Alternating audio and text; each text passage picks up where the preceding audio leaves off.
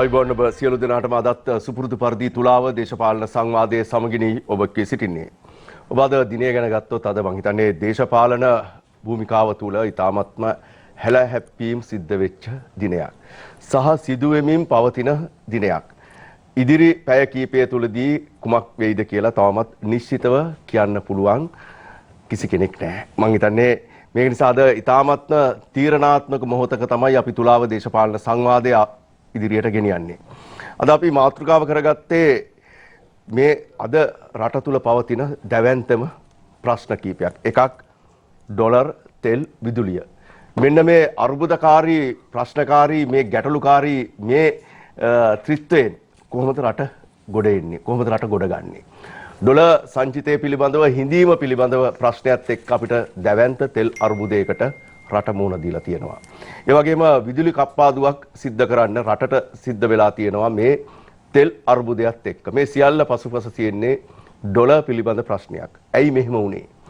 Dollar සංචිතය හිඳෙන්න හේතු වුණු කරුණු කාරණා මොනවද? ඇයි තෙල් අර්බුදයක් ඇති වුනේ? ඇයි විදුලි කප්පාදුවකට යන්න සිද්ධ වුනේ? මෙන්න මේ සියලු කරුණු කාරණා පිළිබඳව තමයි අද තුලාව දේශපාලන සංවාදයෙන් අපි සාකච්ඡා කරන්න බලාපොරොත්තු වෙන්නේ. අද අපි තුලාව දේශපාලන සංවාදයට ආරාධනා කළා සමගි ජන බලවේගය නියෝජනය කරමින් කුරුණෑගල දිස්ත්‍රික් පාර්ලිමේන්තු මන්ත්‍රී ජී.සී. අලවතුල මන්ත්‍රීතුමාට අයිවන් ඔබතුමාට ඒකම එක්සත් ජාතික පක්ෂය නියෝජනය කරමින් හිටපු පාර්ලිමේන්තු මන්ත්‍රී මහාචාර්ය ආශු මාරසිංහ හිටපු මන්ත්‍රීතුමාට අයිවන් ආශු මාරසිංහ මහාචාර්යතුමනි අයිබෝන් ඒකම ශ්‍රී ලංකා පොදු ජන පෙරමුණ නියෝජනය කරමින් කොළඹ දිස්ත්‍රික් පාර්ලිමේන්තු මන්ත්‍රී නීතිඥ මధుර විතානගේ මන්ත්‍රීතුමාට අයිවන් මන්ත්‍රීතුමනි ඒකම අපි ආරාධනා කරා ශ්‍රී ලංකා පොදු ජන පෙරමුණ නියෝජනය කරමින් මොහොමඩ් මුසාමිල් පාර්ලිමේන්තු මන්ත්‍රීතුමාට මම හිතන්නේ අපි බලාපොරොත්තු වුණා අපි විනාඩි 5ක විතර කාලයක් විනාඩි 4ක කාලයක් අපි ප්‍රමාද වීමට එක හේතුවක් උනේත් මුසාමිල් මන්ත්‍රීතුමා පැමිණෙයි කියලා. මම හිතන්නේ මුසාමිල් මන්ත්‍රීතුමාගේ පුටුව ඔහුට තවමත් විවෘතයි. අපි බලාපොරොත්තු වෙනවා මේ පැය දෙක තුලදී මුසාමිල් මන්ත්‍රීතුමා මේ Tamanට හිමි ආසනයට එයි කියලා. අපි උත්සාහ කරා මේ අපේ නිෂ්පාදන කණ්ඩායම මුසාමිල් මන්ත්‍රීතුමාට ආරාධනා කරන්න එනවද නැද්ද මොකද ප්‍රමාදය කියලා විමසන්නට මම හිතන්නේ ඒ දුරකථන ඇමතුම් වලට අපිට කිසිදු ප්‍රතිචාරයක් දැක්ුවේ නැහැ. අද රටට වහන්න දෙයක් නැහැ. මේ වෙනකොට විමල් වීරවංශ අමාත්‍යවරයා සහ උදේ ගම්මන්පිල අමාත්‍යවරයා අද මේ වෙනකොට හිටපු අමාත්‍යවරුන් බවට පත් වෙලා තියෙනවා. මම හිතන්නේ මුසාමිල් මන්ත්‍රීවරයා නියෝජනය කරන්නේ විමල් වීරවංශ මහත්මයාගේ පක්ෂය. ඒ හේතුව උඩ මුසාමිල් මන්ත්‍රීතුමා අද තුලාව දේශපාලන සංවාදයට සහභාගී නොවීමට තීරණය කරාද යන්න පිළිබඳව අපිට තවමත් හිතා ගන්න බෑ. ඒක මధుර විතානගේ මන්ත්‍රීතුමාගෙන් තමයි මට අහන්න වෙන්නේ පිළිතුර. එතුමාගේ වාරයේදී මොකද උනේ කියන එක පිළිබඳව මම හිතන්නේ අද මේ සංයුතියත් එක්ක තුලාව දේශපාලන සංවාදයේ වෙනසක් කරන්න සිද්ධ වෙනවා. මොකද මේකේ සියලු කරුණු කාරණාවලට පිළිතුරු දෙන්න සිද්ධ වෙන්නේ මధుර විතානගේ මන්ත්‍රීතුමනි ඔබතුමාට. ඔබ ආණ්ඩු පක්ෂය නියෝජනය කරන මන්ත්‍රීවරයෙක් හැටියට ඔබතුමාට දෙපැත්තකින් එන ප්‍රශ්න රැසකට අද පිළිතුරු ලබා දෙන්න සිද්ධ වෙනවා. ඒක නිසා මම ඔබතුමාලා දෙපළගෙන් ඉල්ලනවා මේ ඔබතුමා දෙපළගේ ප්‍රශ්න යොමු කරන්න වෙන්නේ මధుර විතානගේ මන්ත්‍රීතුමාට. එතුමාට අපිට වැඩි කාලයක් ලබා දෙන්න සිද්ධ වෙනවා. අපි ඒක කළමනාකරණය කරගෙන තුලාව දේශපාලන සංවාදය අපි ඉදිරියට ගෙනියමු. අලවතුල මන්ත්‍රීතුමනි මම ඔබතුමාගෙන් ආරම්භ කරොත් මේ අර්බුදය ගැන කතා කරොත් අද කොහොම කවුරු මොන විදිහට නිර්වචනය කළත් අපි දැවැන්ත අර්බුදයක් එක්ක ඉන්නේ. එක පැත්තකින් ඩොලර් පිළිබඳ දැවැන්ත ප්‍රශ්නයක් තියෙනවා. ඩොලර් නැහැ කිව්වට පස්සේ ඒක හරහා එන ප්‍රශ්න ගණනාවක්ම අද නිර්මාණය වෙලා ඉවරයි. දැවෙන ප්‍රශ්නය තමයි තෙල් ප්‍රශ්නය. අපේ ප්‍රවාහනය අද මේ වෙන විට ඇන හිටින තත්ත්වයකට පත් වෙලා තියෙනවා. අපි ඉන්ධන පිරුම් අල්ලසල මේ මොහොතේ ගත්තොත් පෝලින් තියෙනවා. මේ මොහොතේ ගත්තොත් අපි නිරීක්ෂණය කළොත් මේ වාහන නවත්තගෙන කොයි මොහොතේද ඉන්ධන එන්නේ කියන බලාපොරොත්තුවෙන් රියදුරන් බලාගෙන ඉන්නවා. අනිත් පැත්තෙන් විදුලි කප්පාදුවක් පැය 7ක විදුලි කප්පාදුවක් මේ ගෙවි ගිය අද ඇතුළු දින දෙක තුල සිද්ධ වුණා. හැබැයි පැහැදිලි ප්‍රකාශයක් කරලා තියෙනවා 5 වෙනිදාන් පස්සේ විදුලි කප්පාදුවක් සිද්ධ වෙන්නේ නැහැ කියන එක පිළිබඳව. අලවතුල මන්ත්‍රීතුමනි ඔබතුමා කොහොමද දකින්නේ? ඇයි මෙහෙම තත්ත්වයක් උද්ගත වුනේ? මොකද ඔබතුමාලත් ආණ්ඩුවක් ගෙනිල්ලා අවුරුදු 4මාරක් රට පාලනය කර 2015 ඉඳලා 2019 වෙනකන් ඊට පස්සේ තමයි දැන් මේ අවුරුදු 2ක කාලයක් වත්මන් රජය මේ ආණ්ඩුව රට පාලනය කරන්නේ.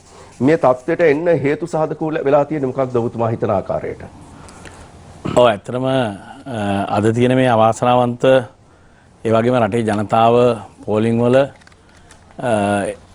තමන්ගේ ජීවිතය එදිනෙදා ගැට ගහ ගන්න එහෙම නැත්නම් ගෙනියන්න බැරි තැනකට පත් වෙලා තියෙනවා. මම පැහැදිලිවම කියන්න ඕනේ රටේ ණය සම්බන්ධයෙන් ප්‍රශ්නයක් තියෙනවා. ඒ කොහොම වුණත් මේ වර්තමාන මේ තත්ත්වය මේ අද ඇතිලා තියෙන තත්ත්වය ඇති වෙන්න සම්පූර්ණ වගකීම මේ රජේ බාර ගන්න ඕනේ. ඒකේ කිසිම ගැටලුවක් يعني ඒකේ කිසිම මේකක් නැහැ. මොකද රජය දිගින් දිගටම පාර්ලිමේන්තුව තුළ විපක්ෂය ඒ වගේම එළියේදී අපි කතා කරාම අපිට ලබා දුන්න පිළිතුර තමයි විපක්ෂය තමයි මේ ප්‍රශ්න මවාපාන්නේ. නමුත් එහෙම ප්‍රශ්නයක් රටේ නැහැ කියන එක. ඒකට හොඳම උදාහරණය තමයි දැන් අපි දන්නවා දැන් මට උදාහරණ ගොඩක් තියෙනවා. නම් එකක් ගන්නම් මේ ඩොලර් ප්‍රශ්නෙට ප්‍රධාන බලපාන දෙයක්. දැන් මහා බැංකුවේ අධිපතිවරයා යා ඉස්සල්ලා හිටපු මුදල් අමාත්‍යාංශයේ රාජ්‍ය ලේකම් රාජ්‍ය ඇමතිවරයා පාර්ලිමේන්තුව තුල දිගින් දිගටම අපේ සජිත් ප්‍රේමදාස විපක්ෂ නායකතුමා ගෙනාවු කාරණාවලදීත් මෙවැනි තත්ත්වයක් උද්ගත වෙන්න ඉඩ තියෙනවා කියලා ප්‍රකාශ කරාම දිගින් දිගටම කිව්වේ මේ රටේ ජනතාව මුලා කරන්න එපා. එහෙම එකක් නෑ. අපිට ඕන තරම් ඩොලර් තියෙනවා. අපි මේක හොඳට කරනවා. ඒක එක අවස්ථාවක නෙමෙයි දැන් අවස්ථා ගණනාවකදී පාර්ලිමේන්තුවේ ඉන්න වෙලාවේ කිව්වා. ඒ වගේම තමයි මහ බැංකුවට ගියාට පස්සෙත් දිගින් දිගටම කිව්වේ මේවා මේ විපක්ෂයේ මවන දේවල් මෙහෙම ප්‍රශ්නයක් රටේ නැහැ කියලා. දැන් හැබැයි අපි මේ ප්‍රශ්නෙට ඇවිල්ලා තියෙනවා. ඒ ප්‍රශ්නෙට රටේ ජනතාව මුහුණ දෙනවා. දැන් පෙබරවාරි මාසේ 8 වෙනිදා. ඒ කියන්නේ දැන් සති කිහිපයකට ඉස්සල්ලා මහා බැංකුවේ අධිපතිවරයා කියනවා අපට ඩොලර් හිගයක් නැහැ. මේක මම හිතන්නේ පුළුවන් නම් පෙන්වන්න පෙබරවාරි 9 වෙනිදා මව්බිම පුවත්පතේ 8 වෙනිදා කියපු එක මේ විදිහට පළ කරනවා. 8 වෙනිදා කියපු එක මේ විදිහට පළ කරනකොට ඒක විතරක් නෙමෙයි. එතුමා තවත් විස්තරයකුත් කියනවා. ඒ විස්තරෙත් මම පොඩ්ඩක් කියන්නම්. ඒකෙදි එතුමා කියනවා ඒ කියන්නේ කබ්‍රාල් මහත්තයා කියනවා අපට ඩොලර් තියෙනවා. නැත්තම් 2021 බිලියන 22 භාණ්ඩ ඒ කියන්නේ ඇමරිකානු ඩොලර් බිලියන 22 භාණ්ඩ ආනයනය කළේ කොහොමද? මේ අහන්නේ කවුද? මහා බැංකුවේ අධිපති. ශ්‍රී ලංකාවේ ඩොලර් හිගයක් උද්ගතව ඇත්තේ අපට ඩොලර් නොමැති නිසා බවට බොහෝ දෙනා සිතුවත් එම මතයේ සාවද්‍ය බව ශ්‍රී ලංකා මහා බැංකුවේ අධිපති අජිත් නිවාන් කබ්‍රාල් පවසනවා. ඒ කියන්නේ ඩොලර් බිලියන 22ක භාණ්ඩ 2021 ගියන් පහුගිය අවුරුද්දේ ලංකාවට ආනයනය කරලා තියෙනවා. කියන්නේ මහා බැංකුවේ අධිපතිලා මේ බව පැවසුවා 8 ඒ කියන්නේ පෙබරවාරි 8 වෙනිදා කොළඹදී පැවති උත්සවයකදී. පෙබරවාරි 8 කියන්නේ. එතකොට අද මොකද්ද මහා බැංකුවේ අධිපති කියන්නේ කබ්‍රාල්. කබ්‍රාල් අද කියනවා මහා බැංකුව ඩොලර් මවන්න බෑ. මේ තියෙන්නේ. අද කියන්නේ මේ කියන්නේ 22 මාර්තු මාසේ 2 වෙනිදා. හරියට සති 3කට පස්සේ. කියනවා ඩොලර් මවන්න බෑ කියලා. කියලා අද වෙනත් කතාවක් කියන සති 3කින්. එතකොට මෙතන පැහැදිලිවම පේනවා සාමාන්‍ය අපි බැලුවම ඊට ඉස්සලා අවුරුදු වල බැලුවත් මේ දැන් යම් භාණ්ඩ අපි නවත්තලා තියෙනවා. දැන් වාහන ගෙන්නන්න බෑ. වාහන නවත්තලා තියෙන ආණ්ඩුවෙන්. එතකොට දැන් අවුරුදු දෙකක්. ඉතින් ඒ වගේ භාණ්ඩ සීමා කරලා තියෙනවා. ආනයන භාණ්ඩ සීමා කරලා තියෙද්දි සාමාන්‍ය තත්ත්වයටත් වඩා ඩොලර් වියදම් කරලා මොනවද මේ ගෙනල්ලා තියෙන භාණ්ඩ? ඒතකොට අත්‍යවශ්‍ය දැන් අපි දැන් වෙලා තියෙන මේ තෙල් ගේන්න මුදල් නැහැ කියන එකනේ. දැන් තෙල් ගේන්න මුදල් නැති වුණාම වෙලා තියෙන දේ මොකද්ද? දැන් මේ සම්බන්ධයෙන් විපක්ෂය විතරක් නෙමෙයි මේ සම්බන්ධයෙන් දැනුම තියෙන ගොඩක් දෙනෙක් මේ ගැන කතා කරා. ඒතකොට ආණ්ඩුවේ කළමනාකාරීත්වයේ වරද නෙමෙයි මෙතන තියෙන්නේ. ඩොලර් බිලියන 22ක භාණ්ඩ ආනයනය කරා නම් පහුගිය අවුරුද්දේ අත්‍යවශ්‍ය භාණ්ඩ මොනවද? අපිට අවශ්‍ය නැති භාණ්ඩ මොනවද කියලා තෝරා බේර ගන්න බැයිද? දැන් තෙල් නැති වුණාම මොකද්ද වෙලා තියෙන්නේ? දැන් තෙල් නැති වුණාම අද මේ වෙනකොට සම්පූර්ණ ජනතාව මහ පාට වැටලා තියෙනවා.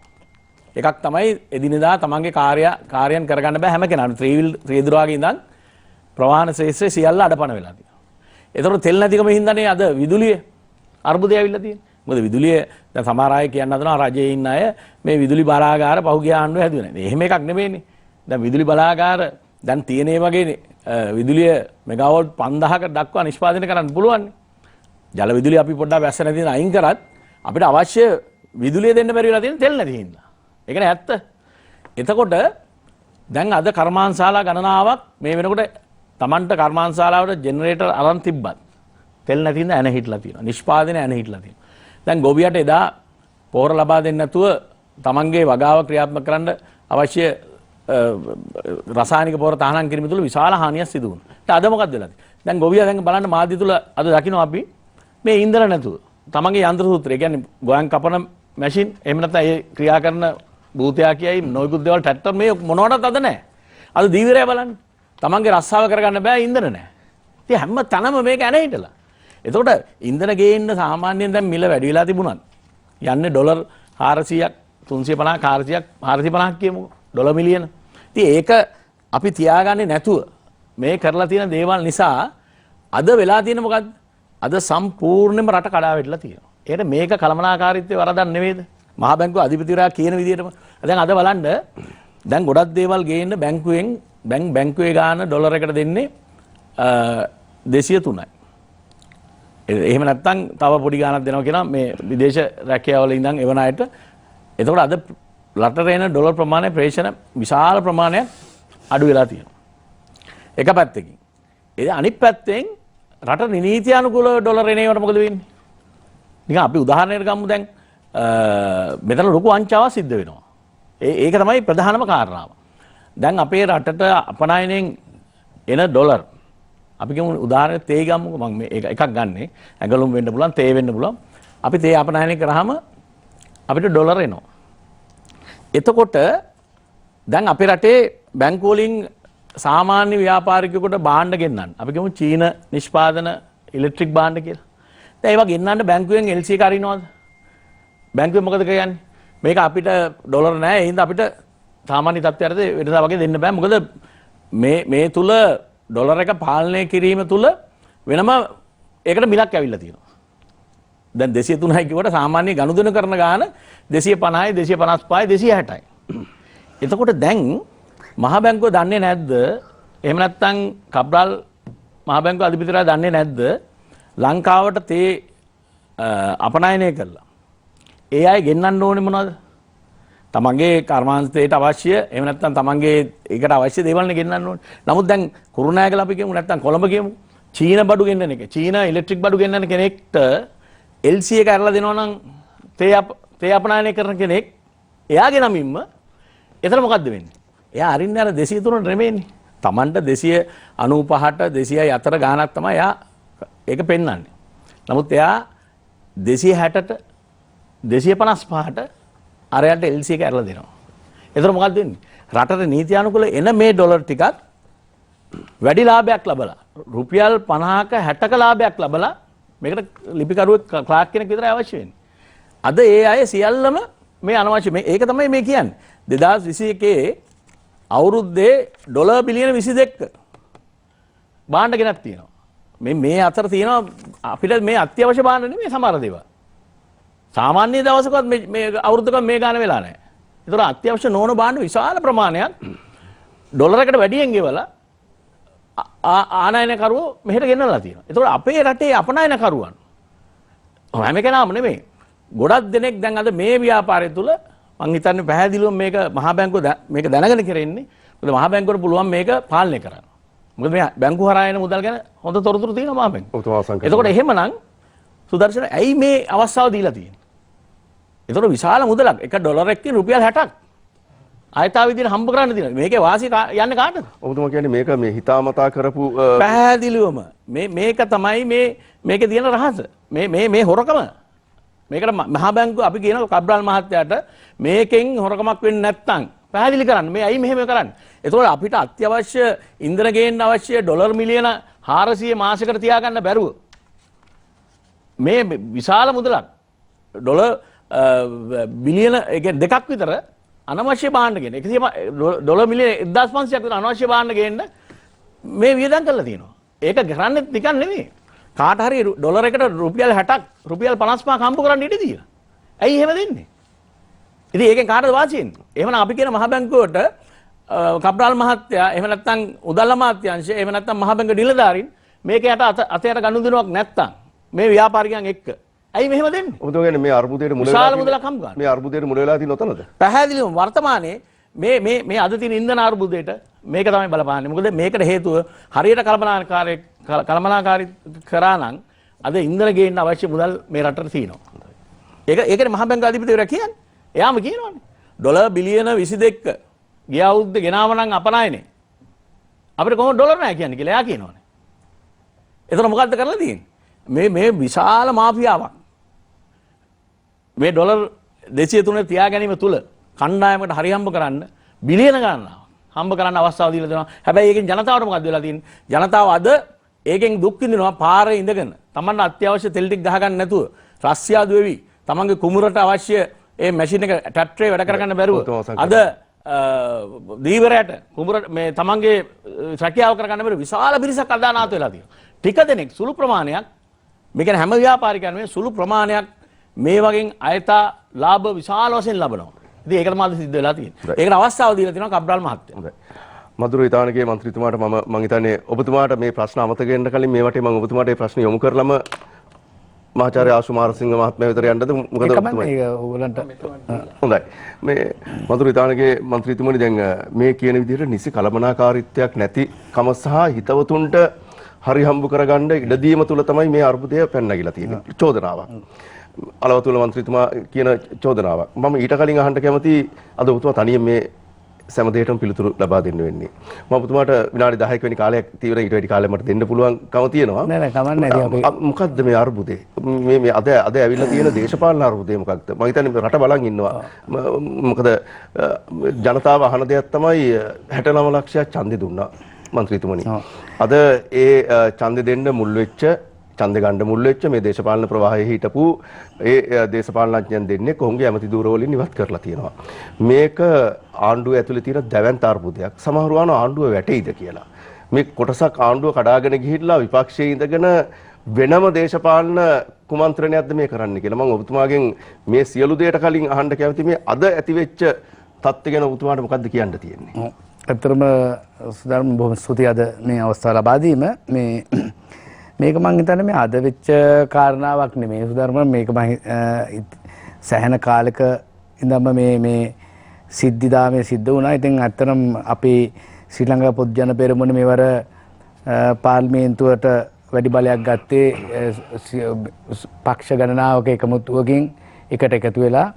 ඒකට ශ්‍රී ලංකා පොදු ජන පෙරමුණට සහාය දක්වපු අනිකුත් සහෝදර පක්ෂවල විවිධ මත ගැටුම් තියෙනවා අදහස් තියෙනවා. ඒ අනුව ඔවුන් ඉදිරිපත් කරපු ඒ සමහර යෝජනා අදහස් වලට මත ගැටුමක් ඇති වෙලා තිබුණා පහුගිය කාලේ පුරාම. මම දැක්කා ඔවුන් පක්ෂ රජයේ ඉඳගෙනම දූෂිත රජයක් කියලා එකවරක කිව්වා දැන්ට මාස කිහිපයකට කලින්. ඒ විවිධ අදහස් ඉතින් මම හිතන්නේ මේක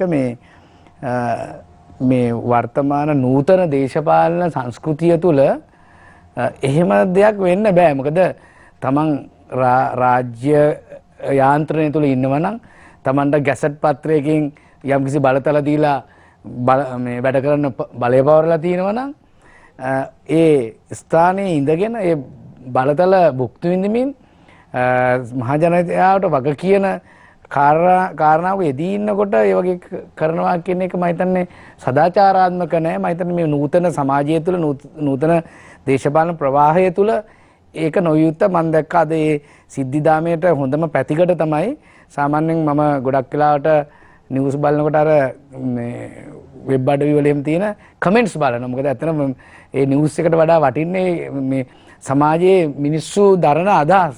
ඉතින් ඒ කවුරුත් මම දැක්ක විදිහට මේ සිද්ධිය ගැන ප්‍රසාදයකින් කතා කරලා තිබුණේ නැහැ. ගොඩාක් අය ඒ ගැන දරුණු විවේචන සහ අපිට හිතා ගන්න බැරි විවේචන සමාජයේ ඉල්ල දුන්නා. ඉතින් ඒ වගේ මම ඊට පස්සේ බැලුවා. ඉතින් අතර එතුමාලා අරද ඒ කියන්නේ මම ඇත්තට පෞද්ගලික එතුමාලත් එක්ක කිසිම අමනාපයක් හෝ මතකටම නැහැ. නමුත් අර එතුමාලා ඉදිරිපත් කරෝ මේ මුළු රටම හරිමකට කියන මේ ජාතික ප්‍රකාශනය එක්ක බැලුවට පස්සේ මම ඒකට අදාළව මේ ඒ කරුණු බැලුවම ඇත්තටම මේකේ තියෙන කාරණාවලදී අර එකක් තියෙනවා ඍජුවම විමල් වීරවංශ මහත්මයා නියෝජනය කරන මේ කාරණාව දේශීය කර්මාන්ත පද්ධතිය කඩා වැටීම කියලා. ඉතින් ඒක මට හිතා ගන්න බෑ. දැන් මට වගකීමක් දීලා අමාත්‍යාංශයක් දීලා අවශ්‍ය පහසුකම් ටික දීලා මට වැඩක් කරන්න කියලා කිව්වම මම ටික දවසකට පස්සේ කියනවා ඒ දූරේ ඉඳගෙන මේක මහා විනාශයක් වෙලා කඩා වැටලා. ඒක නිකන් ඒක ඇත්තට මට තමන්ගේ අමාත්‍යාංශය කඩා වැටලා කියලා නෑ තමන් ඉතින් කියනවා. මම නෙමෙයි කියන්නේ ඇත්තට මේ ඔබතුමා කියන්නේ තුමා කියලා තියෙනවා. මේ හතරවෙනි ක්‍රමේ කාරණා ටික මම වෙනම පැහැදිලි කිරීමක් කරන්නම්.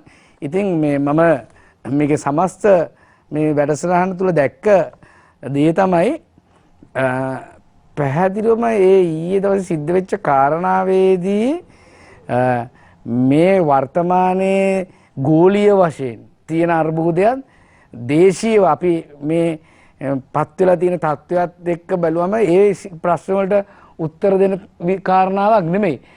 රනිල් වික්‍රමසිංහ මහත්තයා උදේට පාර්ලිමේන්තුවේ කරන කතාවේ ඊට වඩා දේවල් තියෙනවා අපිට ඉගෙන ගන්න. ඇත්ත අපි විවෘතව කතා කරන්න එපා. එතුමා සමහරවිට බොහොම වගකීතු මේ දේශපාලඥයෙක් විදිහට මේ ප්‍රකාශනයේ වඩා හැන්සාඩ් වල බලන්න මම ඔබ බලන්න මේ කාරණාවයි හැන්සාඩුයි බලන්නකො. ඉතින් ඒක නිසා වගකීම සහ තමන්ගේ මේ වෙලාවේ තියෙන කාර්යභාරය දේශපාලඥයෙක් විදිහට මොකක්ද කියන එක මේ පිටින් පැහැදිලි නෑ. ඉතින් අපිත් ඇත්තටම හිතුව ගොඩක් ලොකු බොහොම විද්‍යානුකූලව තර්කානුකූලව සමාජයට පිළිගන්න පුළුවන් අලුත් වැඩක් කියලා. ඉතින් මේ අපි කරන වැඩ ගැනම ඊට වඩා බොහොම පටුව විදිහට අර්ථ නිරූපණය තියෙන්නේ. මේක මම ඔබ සියලු දෙනාටම ආරාධනා කරනවා මේක කියවලා බලන්න. ඊළඟ එක තමයි ඇත්තට මේ කණ්ඩායම් විදිහට බැලුවට පස්සේ ඉතින් යම් අමනාපකම් සිත්‍රිදීම් ඉල්ල මයිමිතිකම් හම්බෙලා නැතුව එහෙම පොඩි මේ කියන්නේ දේශපාලන මතවාදයකට වඩා එතන වෙන පෞද්ගලික කාරණාත් මම හිතනවා එහෙම තමයි වෙලා තියෙන්නේ කාරණා ඒ හිත්‍රිදීම් තුළ කණ්ඩායමක් එකට එකතු වෙලා මේ ඊයේ දවසේ වැඩේ කරා. නමුත් මේ වෙලාවේ අපිට තියෙන මේ ගෝලීය අර්බුදය තුළ අපිට ලොකු වගකීමක් තියෙනවා. අපේ අලවතුල්ල මැතිතුමා කිව්වා වගේ ඇත්තටම මේ අර ප්‍රභාකරන් කිව්වනේ මේ සුධර්ම ගොඩක් කළා මේ රටේ මිනිස්සුන් ගොඩාක් අමතක වෙනවා කියලා. බොහොම සති දෙකයිද කොහෙද මතක? ඉතින් සති දෙකේ මතකයෙන් දේශපාලනය කරන්න බෑ. මොකද අතීතයේ වෙච්ච අත්වැරදි අපෙන් වෙච්ච නොසැලකිලිමත්කම් දේශපාලඥයෝ මේ රට කරපු අපරාධ වැරදි වලට ඒවා හරියට අධ්‍යයනය කළ ඒවට උත්තරයක් තමයි අපි දෙන්නේ. මොකද දැන් උදාහරණයක් විදිහට මේ වෙලාවේ දැන් මම නිකන් පොඩි උදාහරණයක් කියන්න. මේ දැන් 2021 දෙසැම්බර් 1 වෙනිදා සිට නොපියූ බැඳුම් කර කියන එකේදී 2015 ඉඳන් 2019 වෙනකන් ඩොලර් මිලියන 12500ක බැඳුම් කරලා තියෙනවා. එතකොට ඊට අමතරව හම්බාන්තර වරාය විකුණලා ඒ වගේ විශාල මහා ධනස්කන්ධයක් අරන් තියෙනවා. එතකොට මිතුමා මේ චෝදනාව ඉදිරිපත් කරපු චෝදනාවට විශාල පිළිතුරු ප්‍රමාණයක් දෙන්න තිබුණා. ඒකට බැඳුම් කර ටික අරගෙන මුදල් වලට මොනවද කරේ? දැන් කිව්වා අපේ ණය ගෙවුවේ. මම පෙන්නන්න ණය ගෙවුපු එක. මොනවද ගෙවලා තියෙන්නේ කියලා. එතකොට අන්තිමේදී අර ගම්පෙරළිය පාරවල් හදපු ටිකක් දැන් තමයි අපි ගෙව්වේ. මිලියන මේ බිලියන 400 ගාණක්. මේ ඔබ මේ කියන්නේ ඒක වෙනම ප්‍රවෘත්ති වලට ගන්න. ඒ කියන්නේ මොකද මම අපේ දිස්ත්‍රික් සම්බන්ධීකරණ කමිටුවේ ප්‍රාදේශීය සම්බන්ධීකරණ කමිටුවේ ආව මේ මුදල් ගන්න. ඉතින් අපි ඒව අනුමත කරා. මොකද ඇත්තට අහිංසක මිනිස්සු කොන්ත්‍රාත් කරලා මේ පාරවල් හදපු මේවා. ඉතින් ඒ වගේම දැන් සංචිත ගත්තාන් පස්සේ දැන් අපි හිතන්නේ දැන් මෙතුමාලගේ කතාවල කියන්නේ නැහැ අපි මෙන්න මෙහෙම ශක්තිමත් ආර්ථිකයක් දුන්න මේගොල්ලන්ට. මේගොල්ලන්ට ඩොලර් එක මෙච්චර ශක්තිමත් කරලා දුන්නා. සංචිත මෙහෙම කරලා දුන්නා. මෙහෙම අපි හදපු රටනේ දෙයියනේ මේ කාලා දැම්මේ කියලා කියන්නේ නැහනේ. දැන් අපි කියනවා 2014 දී අපි දුන්නා ඩොලර් විදේශ සංචිතය 8.2ක්. ඩොලර් මිලියන 8208ක් දීලා තියෙනවා. ඒතර අපිට දුන්නේ 19 දී ඩොලර් 7.1 ඒක ඩොලර් බිලියන අඩුවෙන් දුන්නේ. 1 බිලියනයක් අඩුවෙන් දුන්නේ. දැන් එහෙම හොඳට කරලා නම් හොඳට වැඩ කටයුතු ඒකේ කාලේ යුද්ධ තිබුණේ නැහැ, කොරෝනා වසංගත තිබුණේ නැහැ, ගෝලීය අර්බුද තිබුණේ නැහැ, මොකද ප්‍රශ්නයක් තිබුණේ නැහනේ. සංචාරකයාව විදේශ ප්‍රේෂණ ආවා, ඕනතරම් වැඩ කරන පහසුකම් තිබුණා, නිදහස තිබුණා. මේ ආර්ථික විශේෂඥයෝ ආණ්ඩුවේ මහා දැවැන්තයෝ හිටියා. ඒ කියන්නේ මේ විවිධ පක්ෂ කීපෙම කට්ටිය එකතු වෙලා හොඳ කණ්ඩායමක් හිටියේ. ඉතින් එහෙමනේ ආණ්ඩුව ගත්තේ. එහෙම දීලා අන්තිමේදී දැන් ඊයේ වෙනකොට මේ 2021 දෙසැම්බර් වෙනකොට ඩොලර් මිලියන 3.1යි මම මේ ගත්ත මහ බැංකුව වාර්තාව අද වෙනකොට තියෙන කාරණා මම දන්නේ නැහැ. දැන්ට මේ අපි මහ බැංකුවේ තියච්ච මේ තොරතුරුත් එක්ක. එතකොට අපි 2020 මෙතුමා කිව්වා මේ මමත් එක පිළිගන්නවා මේ ඩොලර් බිලියන 22ක් නේද? 22ක් ඉම්පෝර්ට්ස් වලට අරන් තියෙනවා. එතකොට ඉම්පෝර්ට්ස් වලට අරගන්නකොට හෙට ඔබගේ මේ ප්‍රවෘත්ති කණ්ඩායම යවලා සෞඛ්‍ය අමාත්‍යාංශයෙන් තොරතුරු ගන්න මොනතරම් සෞඛ්‍ය අමාත්‍යාංශයට වියදම් කරලා තියෙනවද කියලා ඩොලර් බිලියන කොච්චර ගන්න මේ BOC එකෙන් ගන්න පීපල්ස් බැංක් එකෙන් මොනතරම් ඩොලර්ස් දීලා තියෙනවද කියලා එන්නත් ගන්න. ඒ වගේම සෞඛ්‍යාංශ එපා කියද්දි පෙළපාලි ගිහිල්ලා මහා අවුලක් රටේ ඇති කරලා මිනිස්සුන්ව පිරෙව්වා ලෙඩුන්ව රෝහල් වල. අන්තිමට මොකද ඔක්සිජන් ටික ගේන්න හදිසි ගුවන් යානා යවුවා. මේ ගුවන් යානා වතුර ගහලාද ගියේ හදිසි හිස් ගුවන් යානා ගිහලා බඩු අරන් ආවා. හිස් ගුවන් යානා ගිහලා හදිසි මේ මිනිස්සු ජීවත් වෙන්න අමාරුයි හුස්ම ගන්න විදියක් නැහැ. මහා දැවැන්ත අර්බුදයක් හදලා ඊට පස්සේ කියන ලොක්ඩවුන් ඊට පස්සේ මොකද උනේ රටම වහන්න සිද්ධ වුණා මාස ගාණක්.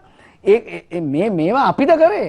දැන් මෙහෙම කරලා මේ වගේ දැන් මොකද ඉතිහාසය ගත්තොත් එimhe සුධර්මන් මේ රටේ LTT එක JVP එක UMP මේ UMP නේ දැන් මොකද සමගි ජන බලවේගය කියන මේ කණ්ඩායම් තුන සාහසික විදිහට මේ රටේ මහා අපරාධ කරපු කණ්ඩායමක්. ඒක ඉතින් අර තාත්තලා කරපු ඒවා තමයි දැන් පුතාලා කරන්නේ. තාත්තත් 88 89 කරානේ නායකතුමාලා.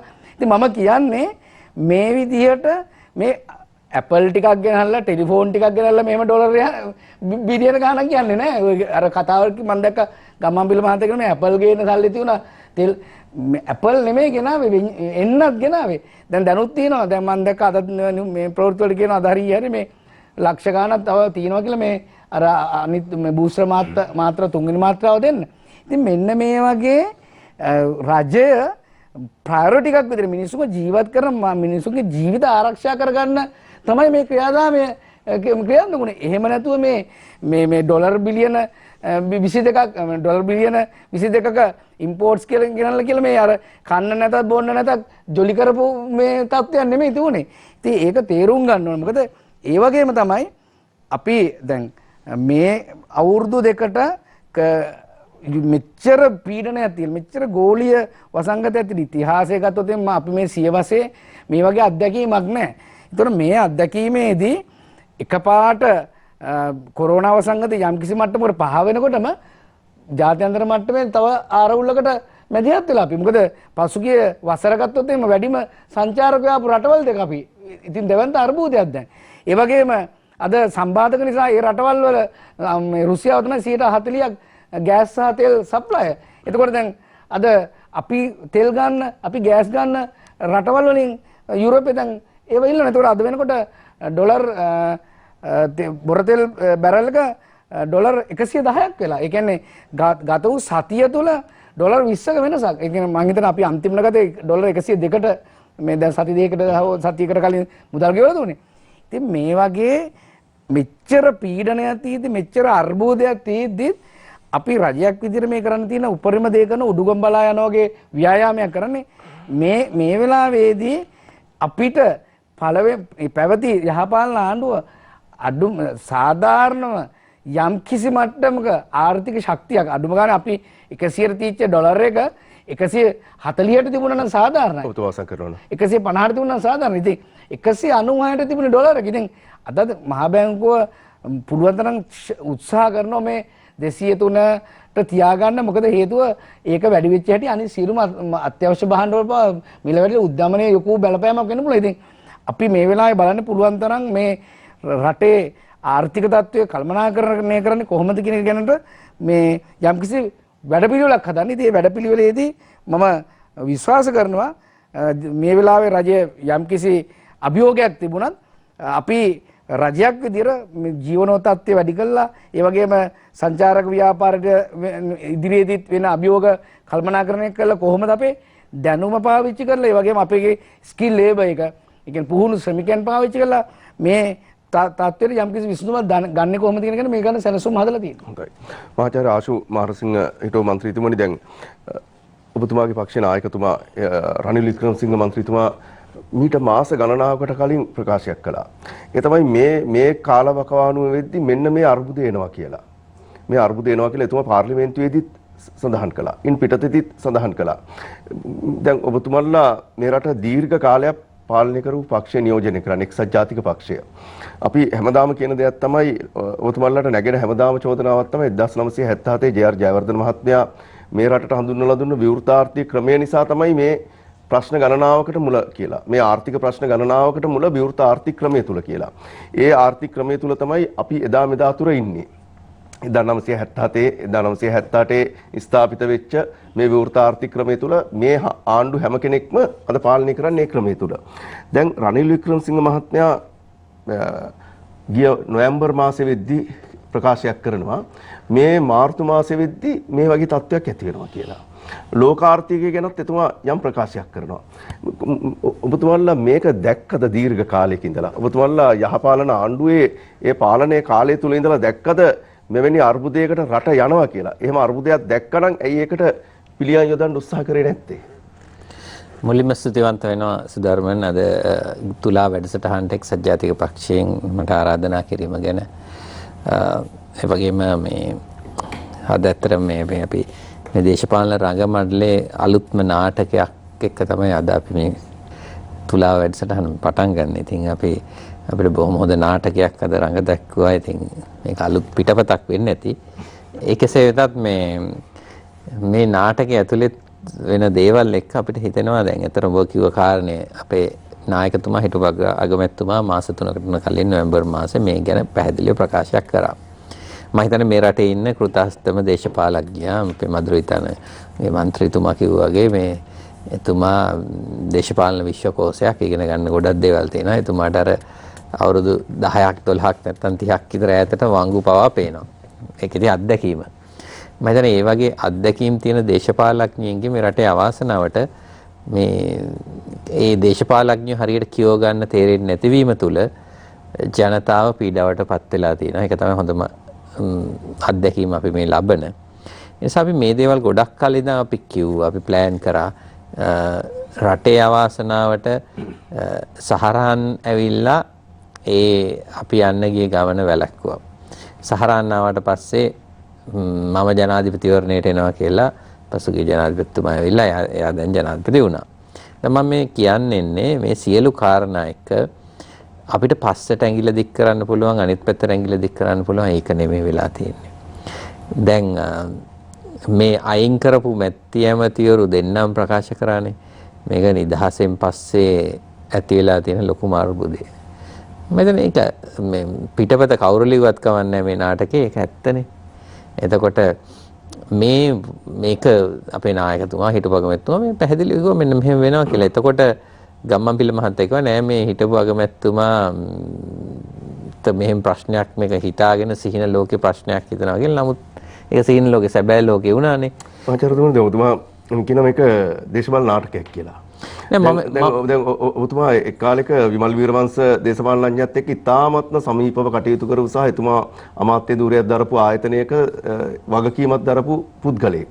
ඒ කියන්නේ සභාපතිවරයෙක් හැටියට කටයුතු කරා. ඔබතුමා ඒ කියන්නේ මේ නාටකය ගැන දන්නවා. ඒ කියන්නේ හොඳට දන්නවා. මොකද ඒ හින්දානේ මම අවුරුද්දක් ඉඳලා ඉතින් අයින් වෙලා පහු ජපානට යන්නේ. ඒ නාටකය අඳුරගත්ත නිසා. නාටකය අඳුරගත්ත නිසා. ඒ නාටකය අඳුරගෙන ඊට පස්සේ ආයේ 2013 රනිල් වික්‍රමසිංහ මහත්මයාත් එක්ක දේශපාලනේ පටන් ගන්නේ නාටක ගැන හොඳට දන්න ඒකේ ඒ දේවල් විවේචනය කරන සභාව තත්ත්වයේ යථාර්ථය දන්න නායකයෙක් නිසා තමයි එතුමත් එක්ක එකතු වෙන්නේ. එතකොට මේ කාර්යය මම නැවත කියන්නේ මොකද අපි දැක්කනේ 2015 ජනාධිපතිවරණයෙන් පරාජයටපත් වුණාට පස්සේ මැදමුලට ගිහිල්ලා මහින්ද රාජපක්ෂ මහත්මයා එක්කගෙන එන්න මහින්ද සුළඟ පටන් අරගෙන ඒ කරපු කාර්යයන් එක්ක ඉතින් මේක අනිවාර්යෙන් නාටකයක් වෙන්න එපා. ඉතින් එහෙම කරපු දෙන්නෙකුට අග්ගාලා එලවනවා කියන්නේ අර දැන් ජනතාවට මේ අර ප්‍රශ්න ටික ඔක්කොම අමතක කරන්න අවස්ථාවක් හදලා දුන්නා. දැන් විමල් ඇමතුමාත් නෑ ගම්මන්පිල ඇමතුමාත් දැන් ජනතාව කතා කරන්නේ මේකනේ. අද අපිත් කතා කරන්නේ මේකනේ. ප්‍රශ්න ටික පැත්තකින් තියලානේ. මේක තමයි නාටකය කියන්නේ. මම හිතන්නේ මේ ඔක්කොම පැත්තකින් තියලා මధుරිතනගේ මන්ත්‍රීතුමත්